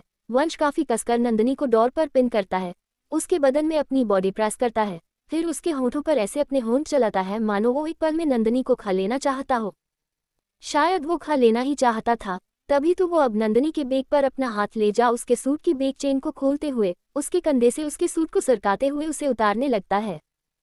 वंश अब जो कर रहा था, नंदिनी उसे नहीं रोक रही थी, बल्कि वो खुद भी वंश की शर्ट की बटन खोलते हुए उसकी शर्ट उतार रही थी।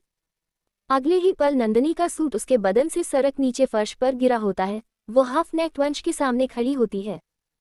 वही वंश की शर्ट भी नीचे फर्श पर फिकी रहती है और वो शर्टलेस नंदिनी के सामने खड़ा होता है। नंदिनी को हाफ नेक देख वंश अपनी चेस्ट को नंदिनी के सीने के उभारों पर प्रेस करता है और नंदिनी के कान को चबाते हुए फुसफुसाता है, क्या नंदिनी तुम्हें पता था आज हमारे बीच ये होने वाला है, इसलिए तुमने पहले ही ब्रा नहीं पहनी। वंश की ये बात सुन नंदिनी का चेहरा लाल पड़ जाता है और वो बहुत धीमी आवाज में बोली, नहीं, वो बस मुझे मन नहीं किया था और सूट में ऑलरेडी ब्रा पैड लगा हुआ है, इसलिए मैंने नहीं पहनी। वैसे ये अच्छा ही है, मुझे तुम्हें पाने में ज्यादा टाइम नहीं लगेगा। ये बात वंश ने कही। नंदिनी समझ रही थी वंश के कहने का मतलब, इसलिए उसका चेहरा फिर से लाल पड़ जाता है। वही वंश नंदिनी के कान से होते हुए उसके नेक को चूमने लगा, फिर शोल्डर, कॉलर बोन हर जगह उसने बड़ी शिद्दत से चूमा। अचानक ही फिर वंश ने नंदिनी को पीछे पलट दिया और वो उसके पूरे बेक को चूमने लगा, जहां उसने काफी तेज बाइट भी किए। नंदिनी सिसकारियां लेने लगती है। आह, नंदिनी के बेक से वंश का मन भर गया तो उसने उसे वापस अपनी तरफ किया और सीधे अपना मुंह नंदिनी के क्लीवेज पर घुसक दिया। वंश अब बेकाबू होकर नंदिनी की क्लीवेज पर चूमने लगा, सक करने लगा। साथ ही वो अपने दोनों हाथों को नंदिनी के ब्रेस्ट के उभारों पर रख उन्हें सहलाते हुए तेज मसल रहा था, जिसके एहसास में नंदिनी फिर से सिसक उठती है। वंश, आह, अचानक ही फिर नंदिनी एक तेज आह भरती है, आह, क्योंकि अब वंश ने उसके ब्रेस्ट को अपने मुंह में भर लिया था और बाइट करते हुए उन्हें तेजी सक कर रहा था। कुछ पल में वंश आगे बढ़ा, वो नीचे फर्श पर घुटने के बल बैठ गया और अपने सामने खड़ी नंदिनी के पेट को चूमने लगा, साथ ही उसकी नेवेल पर अपनी इंडेक्स फिंगर घुमा रहा था। फिर वो उसके नेवेल को अपनी जीभ से चाटते हुए चूमने लगा। वंश आगे बढ़े जा रहा था, वहीं नंदिनी उसकी छुअन से पसीना पसीना हो चुकी थी। वो डोर पर अपना सिर टिकाए हुए गहरी सांस लेते हुए बस खुद को संभालने की कोशिश कर रही थी, पर अचानक ही नंदिनी की सांसें एकदम से रुक सी गई। वही वंश भी जो नंदिनी को चूमने में लगा था, उसके होंठ भी रुक से जाते हैं। वंश नंदिनी की अचानक ही ऐसी हालत हो जाती है जैसे दोनों को सांप सूंघ गया हो। तभी एक मासूम तोतली सी आवाज आई, मम्मा। ये आवाज रुद्र की थी, जो कि रूम में था, लेकिन अब वो हॉल में आ रहा था, जहां वंश नंदिनी खुद में खोए हुए थे। पर जब दोनों के कान में रुद्र की आवाज गई, दोनों एक पल में ही दुनिया में वापस आ गए और सब एकदम से रुक सा गया। मम्मा, पापा। रुद्र की एक बार फिर आवाज आए, इस बार तो उसने नंदिनी के साथ वंश को भी आवाज दी। अब की रुद्र की आवाज सुन वंश तो पहले की तरह ही सुनना पड़ा था, लेकिन नंदिनी के कान खड़े हो गए। वो वंश को खुद से धक्का देते हुए एक घबराई हुई आवाज में बोली, वंश, रुद्र यही आ रहा है, अब हम क्या करें? हमें ऐसे उसने देख लिया तो। नो, मैंने तुम्हें रोका था इसलिए। नंदिनी अब हड़बड़ी में अपना सूट उठाती है और उसे पहनने की कोशिश करती है, पर तभी वंश ने उसका हाथ पकड़ लिया और उसे यहाँ से ले जाने लगा। वंश, कहाँ ले जा रहे हो? नंदिनी के इस सवाल पर वंश ने कुछ नहीं कहा। वंश नंदिनी को लेकर किचन में आता है। उसने किचन की दीवार से नंदिनी को टिकाया और खुद उसके सामने करीब खड़े होते हुए बोला, जो शुरू हुआ है उसे तो मैं खत्म करके ही रुकूंगा। वंश की इस बात पर नंदिनी अजीब नजर से वंश को देखती है, साथ ही बोली, वंश, रुद्र जग चुका है तो क्या हुआ? वो हमें ढूंढेगा, हम नहीं मिलेंगे तो वापस हो जाएगा, काफी समझदार है वो। वंश, शशिश। वंश ने नंदिनी की कोई बात ही नहीं सुनी और उसके होंठों से अपने होंठ जोड़ उसे खामोश कर दिया।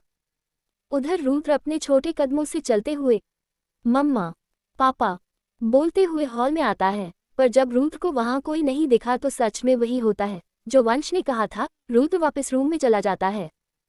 वही किचन में वंश फिर से नंदिनी पर पागल हो चुका था। उसने नंदिनी को किचन स्लेव में बैठा दिया, उसे थोड़ा पीछे की तरफ धक्का दिया। नंदिनी थोड़ी लेट सी जाती है। वंश उसके सामने आया, वो अब नंदिनी के नीचे के कपड़े उतारने लगा। नंदिनी फिर से आनाकानी कर रही थी। वो अब वंश के सामने पूरी नेक थी, लेकिन वो अपने पैरों को जोड़े हुए बैठी हुई थी। तभी वंश ने अपनी डीप वॉइस में कहा, spread your legs sweet heart. वंश की बात और उसकी डीप वॉइस नंदिनी के बदन में एक तेज सनसनी सी दौड़ा देती है और अगले ही पल वो वंश के सामने अपने पैरों को फैला देती है। नंदिनी के ऐसा करने पर वंश स्mirk कर देता है, फिर वो उसके पैरों के बीच अपना चेहरा ले जाने लगा।